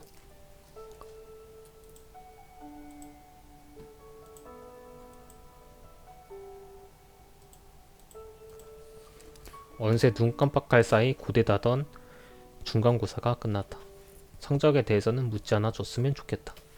솔직히 대부분 학생들은 대학을 다니며 점점 좋은 학점보다는 어느새 졸업만을 보고 달리게 되는 경우가 다반사다. 3.5점만 넘으면 되지. 그 이상은 욕심이다. 그렇게 1학년과 2학년 때가 중요한 것이다. 교수가 적으라는 것만 적어도 점수를 받으니까. 아무튼 꿀꿀해지는 소리는 이만하고 다시 원고와 마감의 일상으로 돌아갈 시간이다. 오늘의 날짜는 금요일. 비록 별이와 매주 만나는 요일은 수요일과 목요일이었지만 나는 혹시 모른다는 생각에 동아리 방에 들렀다. 동아리 방은 역시나 텅 비어 있었다. 오늘따라 동아리 방의 풍경은 더 허전해 보였다. 아마 오는 길에 떠들썩한 다른 동아리 방을 지나쳐 와서 그랬을 수도 있다. 부원 모집이다. 이전에 별이가 했던 말이 떠올랐다. 만약 이대로 내가 졸업하면 별이는 어떻게 되는 걸까? 이후에도 정처 없이 캠퍼스를 떠돌게 되는 걸까? 아니면 아무도 없는 이 동아리 방에 다시 돌아올까? 거리며 아무도 없는 동아리 방을 천천히 걸었다. 수년 동안 쌓인 책들이 들어있는 책장을 지나 중앙에 있는 책상을 따라 한 바퀴를 돌았다. 빼곡히 정돈되어 있던 책들을 지나 다시 입구로 돌아오자 아주 오래된 컴퓨터 한 대와 그 주변에 붙어있는 이전 선배들의 사진들이 눈에 들어왔다. 나에게 이 동아리를 맡을 책임 같은 건 없다. 부원으로 입부했고 아직도 별반 다를 거 없는 평범한 부원이다. 게다가 졸업을 앞둔 지금 동아리 부원 같은 가업을 짊어지기에는 리스크가 너무 크다. 내가 왜 이런 고민을 하고 있지? 순간 동아리를 버리고 도망간 이전 회장형의 얼굴이 떠올라 짜증이 치밀었다. 아무리 그럴 만한 상황이었어도 최소한의 책임은 있어야 할 것 아닌가. 답답한 마음을 날려보내고자 창문을 열고 어른의 막대과자를 입에 물었다. 전기로 작동하는 막대과자 입에 물고 한껏 호흡을 들이쉬자 달콤한 향기의 연기가 입안으로 몰려 들어왔다. 분명 다른 누군가가 있었다면 혼날 만한 상황이었겠지만 애석하게도 이 동아리 방엔 지금 나를 막을 존재 따윈 아무도 없었다. 화재 알람님이 신비를 건드리지 않게 연기는 창문 밖으로 뱉었다. 입안에서 뿜어져 나온 연기는 뭉게뭉게 떠오르더니 이내 더 강한 우주로 사르르 녹아 없어졌다. 사실 이렇게 담배를 물고 있다 보면 근처를 떠돌던 심심한 캠퍼스 유령이 나타나 나를 꾸짖어 주지 않을까 하는 기대도 내심 품고 있었다. 하지만 아무리 기다려보아도 그녀는 나타나지 않았다. 그녀는 나와 시간을 보내지 않고 있을 때 무엇을 하고 있을까? 이제처럼 옥상에 앉아서 별을 보려나? 아니 어쩌면 나처럼 어딘가 숨어 유령의 담배를 피우고 있을지도 모른다. 이 무슨 쓸데없는 고민이다. 모름지기 유령이라도 여성의 사생활을 캐고 들어서 좋은 건 없다. 난 창문을 닫은 뒤 가방을 챙겨 동아리 방을 나섰다. 서둘러 집에 돌아가 글을 써야 한다. 가능하다면 수요일 전까지는 초본부를 완성하고 싶었다. 내 작품을 기다리는 독자가 있다는 건 감사한 일이구나 생각하며 동아리실에 불을 끄고 방을 나섰다. 하지만 집에 돌아가 작업 문서를 켠 직후로 나는 이상하게 저주에 걸린 듯 글을 제대로 쓰지도 못했다. 아웃라인도 나왔겠다. 이제 설명 붙이면 모든 게 되는 상황이었다. 마치 사고 외로가 차단당한 것처럼 나는 허무하게 공허하게 남겨진 작업 문서만을 바라볼 수밖에 없었다. 그렇게 조용히 한 주가 지나갔다. 아무 진전도 이루지 못한 지 한 주가 지나갔다. 이게 말로만 듣던 슬럼프인가? 아마 아닐 것이다. 세상 어느 작가가 글을 제대로 쓰기도 전에 슬럼프가 온단 말인가? 물론 한 주 내내 아무것도 쓰지 못한 건 아니다. 이렇군 저렇군 글을 써 내려가도 다음날 다시 읽어보면 참을 수 없는 수치심이 물려왔다. 결국 쓰고 지우고를 반복하다 보니 지금 이 상황이다. 난 한껏 다운된 표정으로 동아리실의 문을 열었다. 왔다. 안녕하세요. 누구? 동아리실에는 별이와 처음 보는 여자아이가 앉아있었다. 내가 당황한 표정을 지은 채 멍하니 서있자 별이가 말했다. 신입부원이야. 뭐? 별이는 한껏 들뜬 표정으로 말을 이었다. 오늘 동아리실에 왔는데 누군가 노크를 하는 거야. 그래서 너인 줄 알고 문을 열었는데 연희가 있었어. 저 친구 이름이 연인가 보다. 아니 그리고 애초에 나였으면 비밀번호를 치고 들어왔겠지. 태클 걸고 싶은 부분이 한두 곳이 아니었지만 한번 참기도 했다. 이야기를 들어보니까 동아리에 입부하려고 찾아왔대. 네가 오면 알 거라고 하던데? 내가? 금시 초문이었다. 난 납득할 수 없다는 표정을 지어보며 새로운 소녀에게 시선을 돌렸다. 안녕하세요. 그녀가 내 불꽃 튀기는 시선에 당황하며 인사했다. 혹시 오빠한테 아무런 내용 못 들었나요? 오빠? 네, 유현 오빠라고 이 동아리 전 부장이셨던 분인데. 아, 설마. 안녕하세요. 유현 동생 유연이라고 합니다. 그녀가 정식으로 자신의 이름을 밝히며 인사했다. 아, 그래, 안녕. 나도 아직 인사를 제대로 하지 않았다는 걸 깨닫고 그녀에게 제대로 인사했다. 그 혹시 현이 형한테서 들을 이야기란 게 제가 이 동아리에 입부하고 싶어서 오빠한테 물어봤는데 지금 동아리 관리해주시는 부원분이 한 분 계시다 들어서 그분한테 연락 넣어두겠다고 했는데 혹시 연락 받으신 거 없으실까요? 만약 없을걸? 난 혹시 몰라 주머니에서 휴대폰을 꺼내 문자와 부재중 통한 내용을 확인했다. 아무 연락도 못 받았어. 혹시 다른 사람 아닐까? 응? 아니에요. 오빠가 사진까지 보여주면서 바로 이 선배라고 얼굴을 알려주기까지 했는걸요. 사진? 네. 3학년 때 찍었던 사진이라고 하던데요. 그러고 보니 어찌됐건 단체 사진만큼은 꼬박꼬박 찍었었지. 동아리 전통이다 뭐다 하면서. 허허, 이게 무슨 일이다. 아, 오빠 대신 사과드릴게요. 죄송해요. 그녀는 아주 깊은 한숨을 내쉬더니 휴대전화를 꺼내 어딘가로 전화했다. 몇 차례 통화 수신음이 들리더니 딸깍거리며 누군가가 전화를 받는 소리가 들렸다. 아, 여보세요. 깜짝이야. 그녀가 갑자기 지른 소리에 놀라 몸이 움찔거렸다. 옆에서 상황을 지켜보던 별이도 같이 놀란 느낌이었다. 야, 동아리 관련해서 연락한다며. 연락 못 받았다고 하잖아. 방금까지도 쭈뼛거리며 소심하게 말하던 소녀는 온데간데 없었다. 아, 맞다. 미안. 진짜 죽을래? 어이구, 살벌해라. 소심한 모습을 보이던 연인은 어느새 없었고 그 자리에는 분노와 수라에 가득 찬 한 여동생이 존재할 뿐이었다. 혹시 지금 동아리방? 소하게 너머의 목소리가 물었다. 바꿔줄까? 부탁해. 연인 수화기를 귀에서 떼더니 스피커폰으로 바꾸었다. 여보세요? 아, 예, 여보세요. 형? 야, 오랜만이다. 선배가 살가운 목소리로 인사했다. 군대 가신 거 아니었어요? 지금 휴가 나왔어. 아, 그럼 그 혹시 지금 이게 무슨 상황이에요? 아, 그게 우리 동생이 문예창작부에 들어가고 싶다고 해서 말이야. 걔가 글쓰기랑 책 같은 거에 워낙 관심이나 조예가 좀 있거든. 아, 예. 그러니까 내가 입부수 속을 좀 해줘야겠다. 예? 그거 부장만 할 수 있는 거 아니었어요? 그니까 네가 부장이잖아. 예? 네가 부장이라고. 예? 옆에서 듣고 있던 별이도 놀란 표정으로 나를 바라봤다. 아니, 언제부터 제가 부장이었어요? 올해 초에 너한테 사인해달라고 준 서류 있잖아. 그거 입부 신청서 아니었어요? 입부 신청서 겸 차기 부장 동의서였지. 갑작스러운 현기증에 머리가 핑 돌았다. 우리쯤 되면 동아리 제대로 나올 만한 사람이 너밖에 안 보였길래 한번 내밀어 본 거였는데 혹시 모르고 있어서 올해는 네가 부장이라는 거 말을 해줘야 알죠. 말을 해줘야 알지. 옆에서 듣던 연희가 맞장구를 쳐줬다. 다 읽어보고 사인하길래 알고 있는 줄 알았지. 아무튼 그 잘 부탁한다 부장.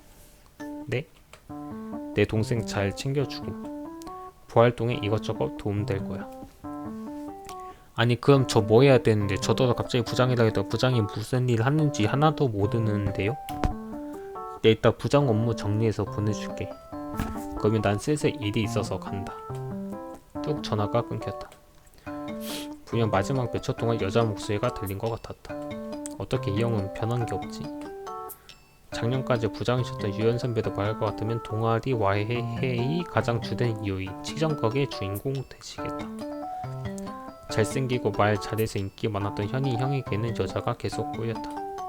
거기까진 좋지만 본인이 직접 그걸 이용해서 자기 주변 여자 관계를 꼬아버린 게 문제였지. 나는 연희를 향해 고개를 돌렸다. 무엇을 어떻게 해야 할지 감이 오지 않았다. 이 왼수를 어떻게든 해야지. 연희도 짜증난 듯 휴대폰을 보며 중얼거렸다. 그 혹시 내 연락처는 오빠한테 받았니? 아니요. 그래 하긴 받았으면 나한테 문자나 전화로 먼저 연락을 줬겠지. 나는 그녀의 휴대폰을 받아 내 연락처를 추가했다. 여기도 이름이랑 학번만 보내줘. 2부 수속은 내 쪽에서 해볼게. 그러면 이제 정식으로 새로운 부원인 거야? 별이가 들뜬지 물었다. 뭐 그렇네? 잘 부탁해. 잘 부탁드려요. 선배? 그냥 편하게 별이라고 불러. 그러면 별이 언니라고 부를게요. 이 아이 방금 전에도 봤지만 생각보다 거침없다. 에이, 말도 편하게 해. 언니. 한별 녀석 신났군. 선배는 어떻게 부르면 될까요? 그녀가 나를 향해 물었다. 난 편한 대로 불러줘. 네. 부장 선배. 아니 미안 그냥 선배라고 불러줘. 그리고 나한테도 말 편하게 해. 어느새 나도 말을 놓고 있었다. 기왕 이렇게 된 거 빠르게 편해지는 게 낫겠다고 생각했다. 그때 이 동아리는 갑자기 왜 들어오려 한 거야? 오빠한테 책도 읽고 글 공부도 할 수 있는 곳에 대해 물었더니 여기를 추천해서. 부장이었다는 것도 그때 처음 알았어. 선배라면 그럴만하다. 의도적으로 숨겼다기보다는 그냥 말하는 걸 까먹었을 것이다. 글 쓰는데 좀 도움이 필요해서. 글 쓰는데? 이곳에 오면 여러 가지 소설들도 많다고 해서 좀 읽으면서 배우려고. 특히 고전 소설 쪽을 읽어야 할 것 같아서. 좋은 생각이네. 어떤 글을 쓰려고? 그게 사실 이미 쓰고 있는 소설이 있는데. 오 소설? 웹소설. 웹소설? 몰라? 별이는 고개를 저었다. 인터넷에 연재되는 형식의 소설이야. 만화처럼 한 일 한 일 나눠져 있어. 연재소설이구나. 근데 호흡이 조금 짧고 연재 주기가 빠른 느낌? 대단한데? 그러면 작가 지망인 거야? 그게... 응? 이미 데뷔했어. 내가 뭘 들은 거지? 그대가 멈춰버린 나를 깨운 건 별이의 질문이야. 그러면 지금 연재를 하고 있는 거야? 작년부터 데뷔해서 연재하고 있어. 어디에서? 유라 시리즈. 맙소사. 이 소설 잘 안 읽는 나도 알고 있는 플랫폼이었다. 그러면 왜 글 공부를 왜 그런 티베깅을 조지는 거죠?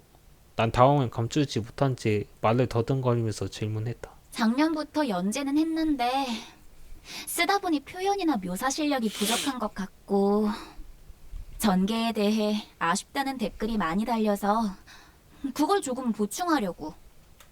그렇구나. 순간 내 자신이 부끄러워졌다. 나보다 작아 보였던, 아니 실제로도 작은 소녀였지만 그녀가 현직 작가라는 소리를 들은 이후로 그녀 앞에 서니 어딘가 위축되는 느낌을 받았다. 우와, 대단하다. 내 속을 모르는 별이는 그저 한없이 감탄하기 바빴다. 혹시 소설 이름이 뭐야? 그게... 연희가 갑자기 우물쭈물거리며 말을 흘렸다. 뭐라고? 타락 왕국에 태어난 막내 공주인 내가 성녀가 되어야 한다고.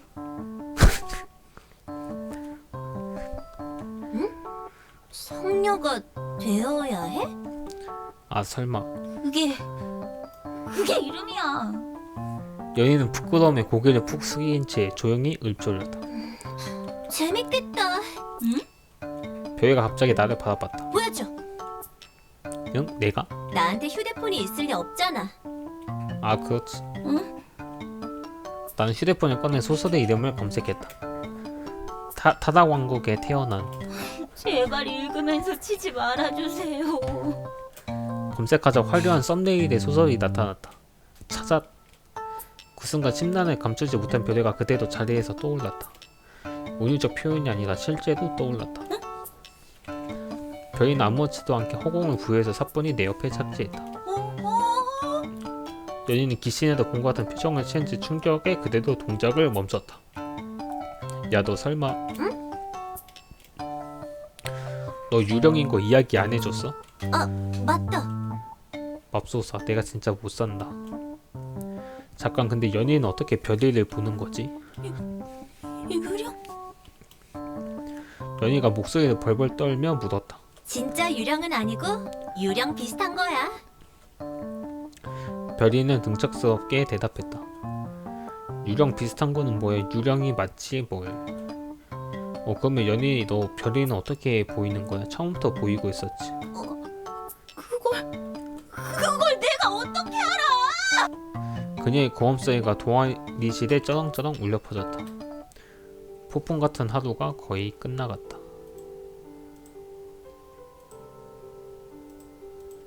연희는 마지막까지 충격을 해소하지 못한 채 집으로 돌아갔다.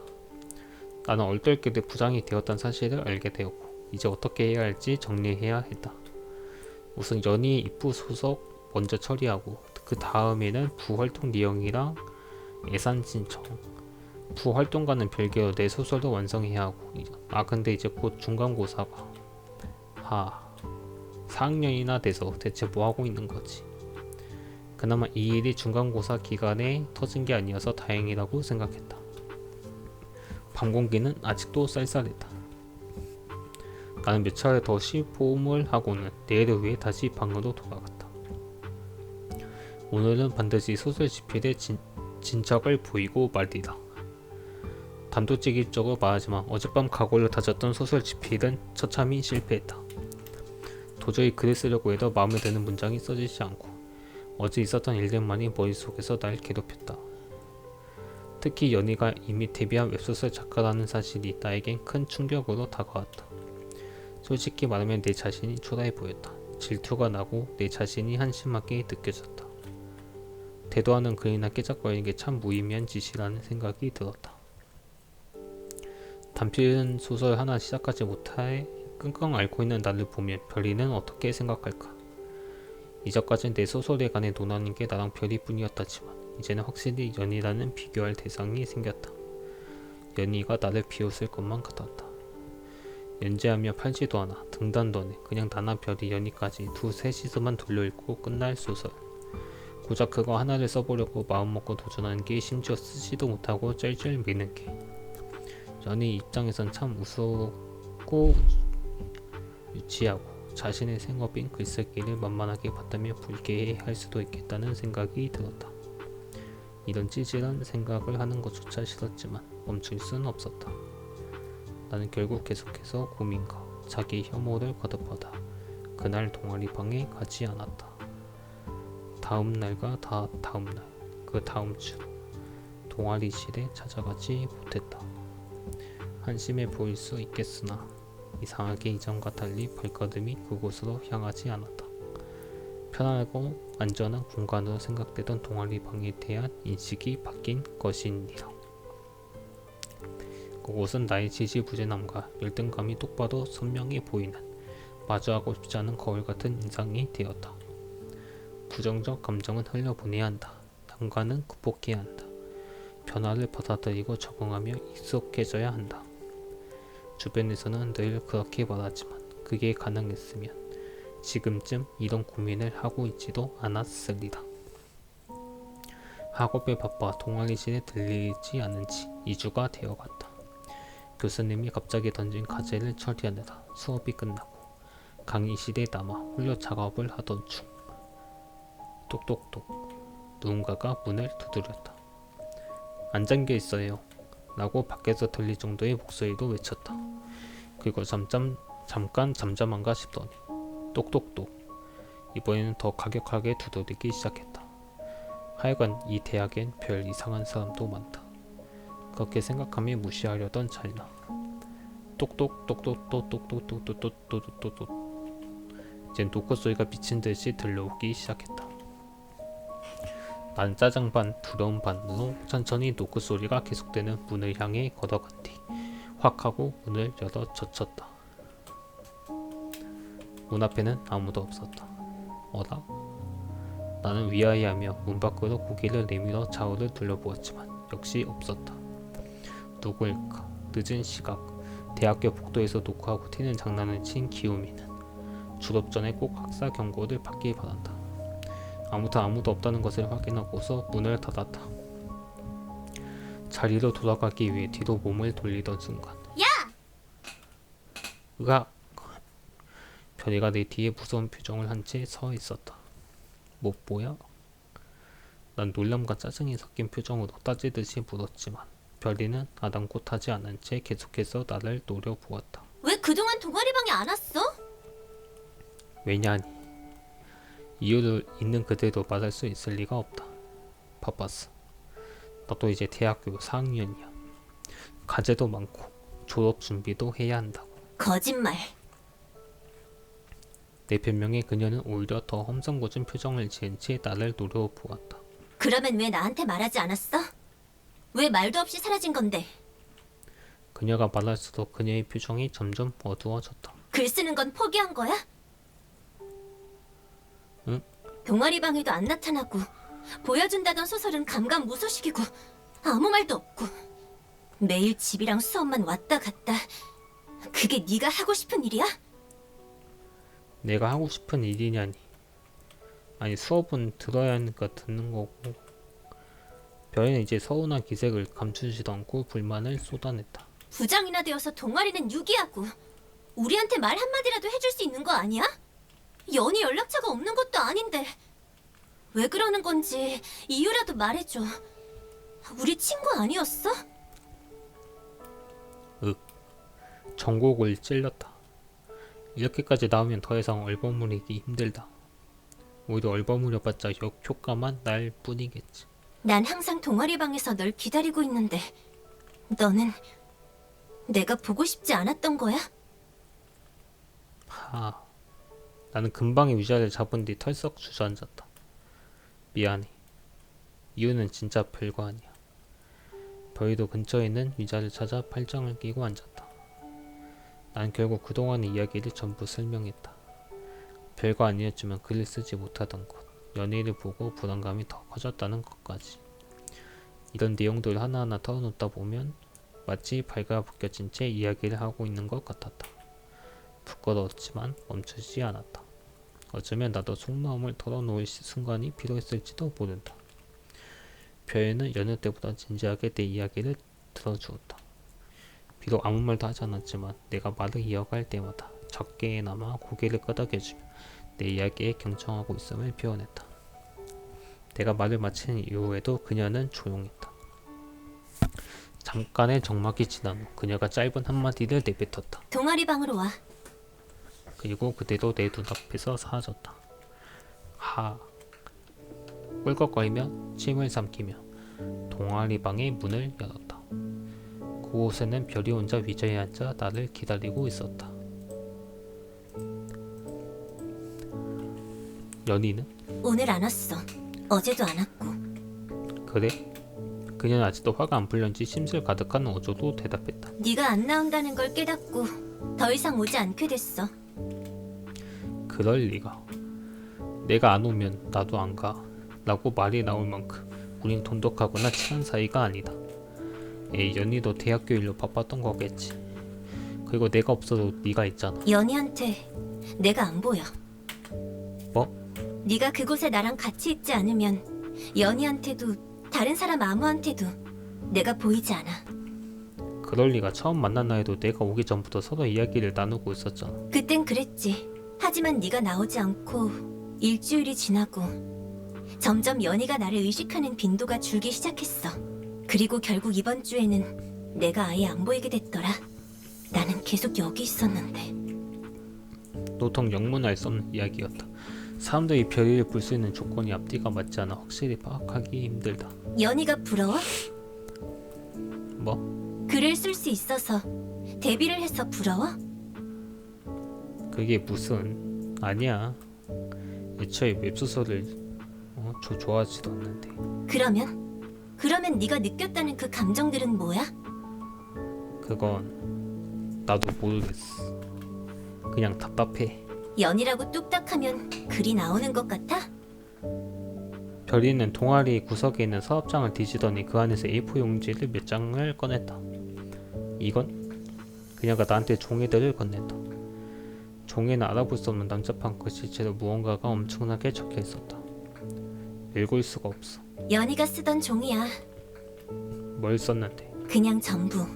그날 들었던 생각들, 떠오른 소재나 전개, 아니면 잡생각을 하면서 떠올린 낙서들. 거의 매일 와서 고민했어. 마감에 쫓겨가면서 어떻게 글을 써야 할지. 여기 앉아서 저 A4 종이에다가 계속 이것저것 적어내려갔어. 연희라고 두렵지 않을 것 같아? 연희도 똑같이 두려워. 어렵고 막막해. 어쩌면 너보다도 더. 그럴 리... 의심하지 마. 내 눈엔 보여. 연희도 처음엔 자기가 쓰는 글을 숨겼대. 하지만 이제는 딱히 숨기지 않아. 물론 대놓고 홍보하지도 않지만 그렇게 되기까지 얼마나 많은 고민과 자기 확인이 있었을까? 별이가 이렇게 말을 빨리 한 적은 없었다. 그만큼 흥분했다는 뜻이겠지. 고민. 난 그저 사과할 수밖에 없었다. 물론 나도 나만의 사정이 있었다.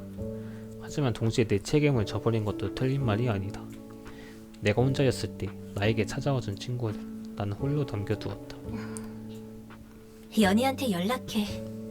내일 오랜만에 동아리방에 갈 테니까 너도 와서 다 같이 책 읽자고. 내일 공강 맞지? 난 조용히 고개를 끄덕였다.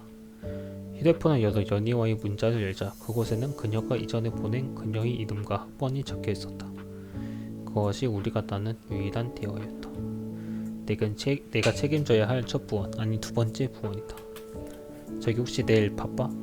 안 바쁘면 동방이나 들러. 별이랑 같이 있을게. 누가 보면 센스 없다 욕할 수도 있겠지만 나에겐 이게 최선이었다. 그렇게 내 기준에서 짧고 담백한 문자를 보내고 얼마 안가 답장이 왔다. 이응키읔. 연락됐어. 뭐래? 연희도 내일 오겠대. 어느새 시간이 늦었다는 것을 깨달은 나는 슬슬 짐을 챙겨 자리에서 일어났다. 내일 보자. 별이는 아직도 삐진 표정을 풀지 않았지만 그녀의 찌릿한 살기는 이미 사라지고 없었다. 그녀가 뽀퉁하게 내밀은 입술 사이로 대답했다. 내일 봐. 저 뾰루퉁한 입술 사이 나를 향한 별이의 걱정과 배려가 무척 고마웠다. 나와 별이는 늘 그렇듯 다시 동아리 방에서 책을 읽는 일상으로 돌아왔다. 도락의 잠금이 열리는 소리가 들리더니 연희가 들어왔다. 안녕하세요. 안녕. 일찍 왔네? 오늘은 교수님이 수업 끝나고 회의 있다고 하셔서 일찍 끝내줬어. 오,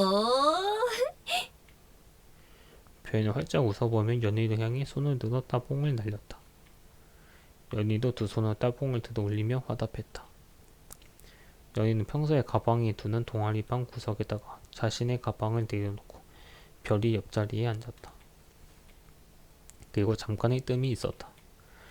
이 어색한 공기, 뭐지? 그러고 보니 오늘은 나오셨네요? 어? 동아리방이요. 이 어색한 공기는 나 때문이었나? 말하자면 복잡한데. 뭐가 복잡해. 나한테 말했던 대로 하면 되지.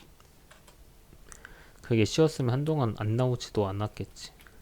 그냥 생각이 좀 많아졌었어. 저 때문인가요? 응? 아니 그게 제가 들어온 이후부터 안 나오셨잖아요. 그러면 알 수밖에 없죠. 그렇네? 미안해. 그래도 너 때문은 아니야. 내가 문제라기보단 그냥 내 개인적인 심리 이슈였어. 심리 이슈? 부끄러움을 무릅쓸 각오를 다지고 연희한테 내 감정을 솔직히 꺼내놓았다. 그냥 이전부터 글이 안 써져서 꽤나 불안했거든.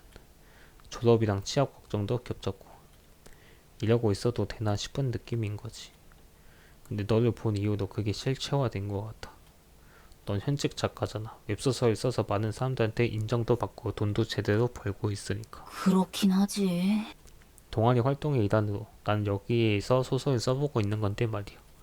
그동안 책을 읽기만 했지 창작을 해보는 건 처음이라 시작이 생각보다 너무 어렵더라고. 그런데 그 와중에 나보다 나이도 어리면서 이미 글로 성공한 사람이 떡하니 나타나니까 문득 내가 이 나이 먹고 어쩜 평생 안 써도 될 짧은 소설 하나에 목매고 있는 게 조금 한심해졌어. 회의감이 들었달까. 어쩌면 내 눈엔 애들 장난처럼 보이지 않을까 해서. 게다가 완성해봤자 고작 나 포함 두세 명이나 돌려읽고 끝날 것을. 지금 내가 그런 소설을 쓸 때인가. 내가 써도 되며 만족스럽게 쓸 수는 있을까? 뭐 그런 부끄러운 감정이 휩싸여서. 아니, 내가 왜 선배를 보고 그런 생각을 해? 그야 나는 시작조차 제대로 못하는 아마추어니까. 그건 나도 마찬가지야. 정식 루트를 통해 등단한 작가들한테 난 2단 하나 다름없을걸? 뭐 졸업이나 취업에 대한 고민에 대해서는 크게 공감해주기 어렵지만 글 쓰는 일에 대해서라면 전혀 다를 게 없어. 오히려 이 일에서는 선배가 더 자유롭지. 내가? 돈을 받으니까 내가 생각하기에 아무리 쓰레기 같은 글이라도 기간 안에 업로드해야 돼. 실시간으로 반영되는 독자 눈치도 엄청 봐야 하고. 그러니까 혼자라고 생각하지 마요. 그런 고민이라면 언제든 들어줄 수 있으니까. 그리고는 별이를 힐끔 보며 말을 이었다. 뭐 아마 별이 언니가 이미 다 해주는 것 같지만. 확실히 마음이 가벼워졌다. 고마워. 넌 부장이잖아. 그러면 어떠한 일이 있어도 우리를 버리지 마. 꼭 완벽할 필요는 없어. 하지만 소통하지 않으면 아무것도 나아지지 않을 거야. 별이도 나를 격려해줬다. 그치. 얼떨결에 부장이 된 거지만. 하하. 자업자득이야. 네가 서명한 거잖아. 그래도 난 좋다고 생각하는데? 얼떨결에 된 거 치고 꽤 어울려. 하하, 어울린다니. 내가 리더에 가까운 직책을 맡아본 기억은 초등학생 부회장 이후로 없을 정도인데 빈발이라도 기분은 좋았다. 어찌되었든 책임은 이제 내 어깨 위에 있다. 어쩌겠냐. 대학의 졸업도 단편 소설의 마감도 동아리의 운영도 전부 해야 하는 일이다. 그래. 정식으로 다시 인사할게. 난 연예인을 향해 손을 내밀었다. 잘 부탁해. 연희는 그녀의 작은 손으로 나의 손을 꽉 움켜쥐었다. 나도. 우리는 손을 놓은 뒤 서로 향해 작은 미소를 건넸다. 그리고 이런 우리를 흐뭇하게 바라보는 별이를 향해서도 손을 건넸다. 응? 너도 잘 부탁해. 난 정식 부원도 아닌데? 별이는 부끄러운 듯 말했다. 괜찮아. 우리 동아리 유령 부원들 많아. 아마 유령 부원들 중에서는 네가 최고일걸? 제일 활동적이고 의사소통도 잘 되는 유령이잖아. 그렇네. 싸나운 농담이었지만 별이는 그제서야 활짝 핀 미소를 지으며 손을 뻗었다. 늘 그렇듯 우리 손은 서로를 통과해 어색하게 허공을 유영했다. 그럼에도 불구하고 우리는 서로의 손이 서로 맞닿은 것처럼 몇 차례 위아래로 흔들었다. 2주가 지나고 떠들썩한 분위기의 동아리방도 어느새 새로운 일상의 풍경으로 자리 잡았다. 우리는 대부분의 시간을 독서와 토론을 하며 보냈다. 그저 동아리방에 모여 함께 책을 읽고 소감을 나누는 행위 반복이었기 크게 기억이 남을 만한 해프닝은 일어나지 않았다. 아니 하나 있었던 것 같다. 바이올렛 일주일 전 연희가 새로운 동아리 활동에 익숙해질 무렵 아, 이 책 잘 모르겠어. 연희가 책을 내려놓으며 말했다. 어떤 부분? 어딘가 내용은 알 것 같으면서 왜 이렇게 전개되는지. 등장인물들은 이입되는데 가끔 기상천외한 행동을 하기도 하고 문체가 복잡하고 난해해서 중간중간 읽다가 정신을 놓아버릴 것 같아. 선배랑 별이 언니는 이 책 재밌었어?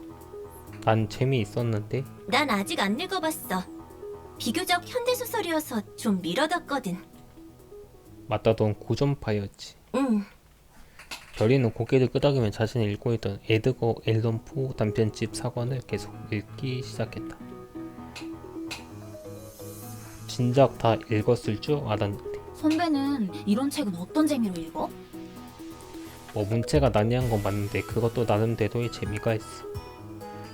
물론 등장인물들이 가끔 이해가 안 된다는 건 어떤 느낌인지 알겠어. 갑자기 뜬금없는 타이밍마다 사랑을 나누는 장면은 나도 조금 버거웠으니까. 처음 읽을 땐 나도 꽤 난해했는데 다시 읽으면 새로 보이는 게 있더라. 아, 난해해. 책도 충분히 난해했는데 설명을 듣고 나니 더 난해해졌어. 미안하다. 설명을 못해서. 그러면 너는 평소에 어떤 책을 주로 읽어? 기억하기로는 처음 이 동아리에 들어왔을 때 조금 더 읽는 폭을 넓히고 싶다고 한 것 같은데. 나? 연희는 자신만만하게 주머니에서 휴대폰을 꺼내서 우리 앞을 내려놓았다. 응? 웹소설. 웹소설이다. 예전에 우연히 읽어본 적 있었지만 별로 내 취향은 아니었다. 난 한 번도 읽어본 적 없어. 그냥 일반 소설이랑 같은 거 아니야? 느낌이 약간 달라. 우리가 읽는 소설을 그대로 옮겨둔 거는 이북이라고 부르지. 넌 읽어본 적 있어? 응, 예전에 잠깐 읽어봤었지. 어떤 작품인데 초반 몇 화 정도만 읽고 끄긴 했지만 아, 그래? 연희는 어딘가 아쉬운 듯한 표정을 지으며 말했다. 난 웹소설은 잘 읽어. 그건 재밌는 작품을 안 봐서 그래. 그것보다 장르가 나한테 맞아. 너무 가벼운 느낌이 든다고 할까. 약간 다른 문화권의 무언가 같다. 마치 서브 개척 시대의 사람에게 홍길독전을 보여주는 것과 같은 느낌이다. 와, 선배의 비유는 여전히 이상하네. 고작 1화만 보고 그렇게 생각하는 건 너무 편협한 사고 아니야? 웹소설도 종류가 다양하다고. 연희의 입이 점점 삐죽 튀어나오고 있었다. 난 아직은 손으로 넘기는 게 좋아. 글이 호흡도 길고 안정적이고. 웹소설은 전개 속도나 문체가 적응하기 어려워서 재미없어. 에이, 선배가 읽는 책들이 너무 고지식한 거야. 요즘은 그게 트렌드라고. 고지식한 게 아니라 군본이 있는 거겠지. 그리고 제대로 읽지도 않았다며. 적어도 하나는 끝까지 읽은 뒤 평가해야 하는 거 아니야? 난 전독시와 나 혼자 레벨업을 다 읽었다고. 굳이. 그건 그냥 소설 하나를 읽고 별로였다고 다른 책들을 아예 안 읽는 거랑 같잖아. 난 많이 읽었어. 애초에 짧게 읽고 나눠서 연재하는 구성인데 내가 짧고 읽고만 게 뭐가 문제가 돼. 당연하지. 짧게 나눠줬어도 하나의 소설인데. 나와 연희의 시선 사이에 불꽃이 튀겼다. 어느새 동아리방에 긴장감이 팽팽하게 맴돌기 시작했다. 이건 그냥 취향 아니야? 왜 굳이 쓸데없는 분쟁을 만들려는 거야? 쓸데없다니. 이건 웹소설에 대한 무시예요. 요즘 트렌드는 너무 나갔어. 지금의 젊은 세대는 정통 문학에도 관심을 가져야 한다. 맨날 고지식하다면서 기피하고 별의 개입 후 대기 중인 머물다 애매한 긴장은 갈등으로 불타올랐고 우리는 서로의 눈을 더 매섭게 째려보았다. 이건 이제 더 이상 단순 자존심이나 취향의 이야기가 아니었다. 별이만 고리싸움에 새우등 터지게 생긴 꼴로 우리 둘 사이를 여러 번 갉아보며 바라보며 당황스러워하고 있었다. 그러면 이건 동아리 활동으로 해결하자. 동아리 활동? 그래, 둘이 책 읽는 취향이 엄청 다르잖아? 서로 추천해주는 소설을 읽고 자신의 소감을 바탕으로 토론하는 거야. 각자 좋았던 부분이랑 별로였던 부분을 알아보고 정리해와서 상대방한테 자신의 스타일이 낫다고 설득시키는 거지. 분명 각자 부족했던 장르의 다양성을 넓혀줄 거야. 좋아. 한번 읽어보면 생각이 달라진다니까. 아니 읽었다니까. 1화는 읽은 게 아니지. 전독시와 나온 랩 다 읽었어 나는. 세상 어떤 사람이 소설 첫 장만 읽고 다 봤다고 해? 일리가 있었다. 역시 허술한 도입부를 가져도 중후반에 포텐이 터지는 소설은 차고 넘치니. 알았어, 그럼 서로 추천하는 작품 하나를 읽어오는 거다. 별이가 고개를 끄덕였다. 완독이 조건이지. 아무래도 결말까지 읽는 거랑 읽다 마는 것 사이에는 큰 차이가 있으니까. 근데 웹소설은 대부분 분량이 많잖아. 걱정 마. 200화 내외의 작품도 많으니 그것들 중에서 추천할 테니까. 재밌는 주말을 보낼 준비나 하라고. 하하, 너야말로. 우리는 누가 들으면 덕담 같은 도발을 서로에게 던져대며 신경전을 펼쳤다. 바로 그 주말, 난 연희가 추천한 소설을 읽기 위해 오랜만에 다시 유라 시리즈 앱을 설치했다. 2000화가 갖게 된 횟수가 나를 지레 겁먹게 했지만 약속은 약속이었고 나는 믿져야 본전이라는 생각으로 1화부터 천천히 읽어 내려갔다. 소설의 전개는 내 생각보다 훨씬 더 왕도적이었다. 분명 있을 거라고 생각했던 이세계 환생, 스탯차, 오버파워적인 주인공과 개연성이 파지직이 돼버리시고 반복적인 전개는 150화 가량이 진행되면서까지 전혀 찾아볼 수 없었다.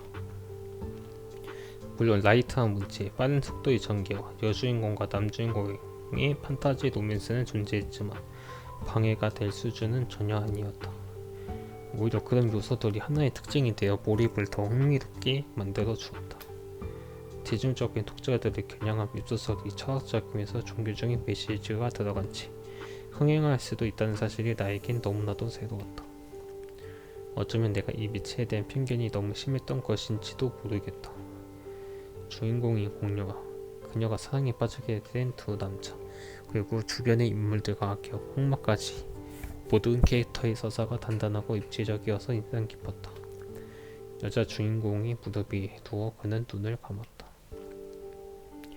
이제 더 이상 그에게서 아무 말도 들리지 않았고 새들이 지저귀는 소리만이 평야를 채웠다.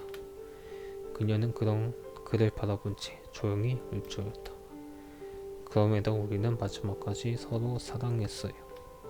그녀의 대사로 장장 190화가량의 소설은 끝이 났다. 분명 처음 봤을 때는 이걸 언제 다 읽나 싶었지만 정신을 차려보니 이야기는 순식간에 완결에 도달해 있었다. 어딘가 해소되지 않은 공허함을 남기지 나는 다시 메인 화면으로 돌아가 정처 없이 스크롤했다.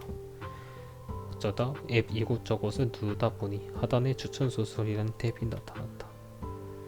그 중에 타락 왕국에 태어난이라고 적힌 제목의 소설이 눈에 들어왔다. 뭐다 이거? 난 사과할 새도 없이 썸네일을 클릭해 들어갔다. 250화 정도 된 회차가 주르르 나열되어 나타났다. 당장 마지막으로 업로드된 회차를 확인해보니 어찌였다. 얼마 전에 동아리방에서 힘겹게 원고 작업을 하던 연희의 모습이 떠올랐다. 아하, 무사히 마감했나 보네.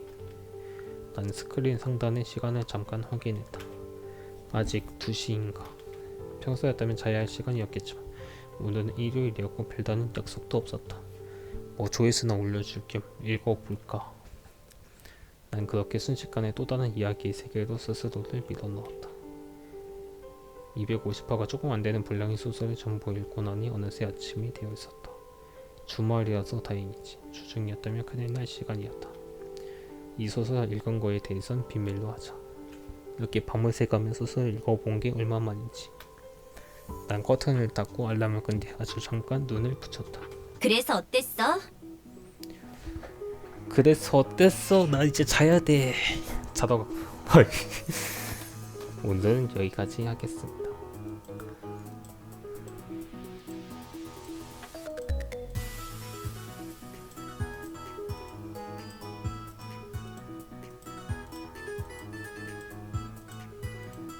오늘은 여기까지 하겠습니다. 봐주셔서 감사합니다.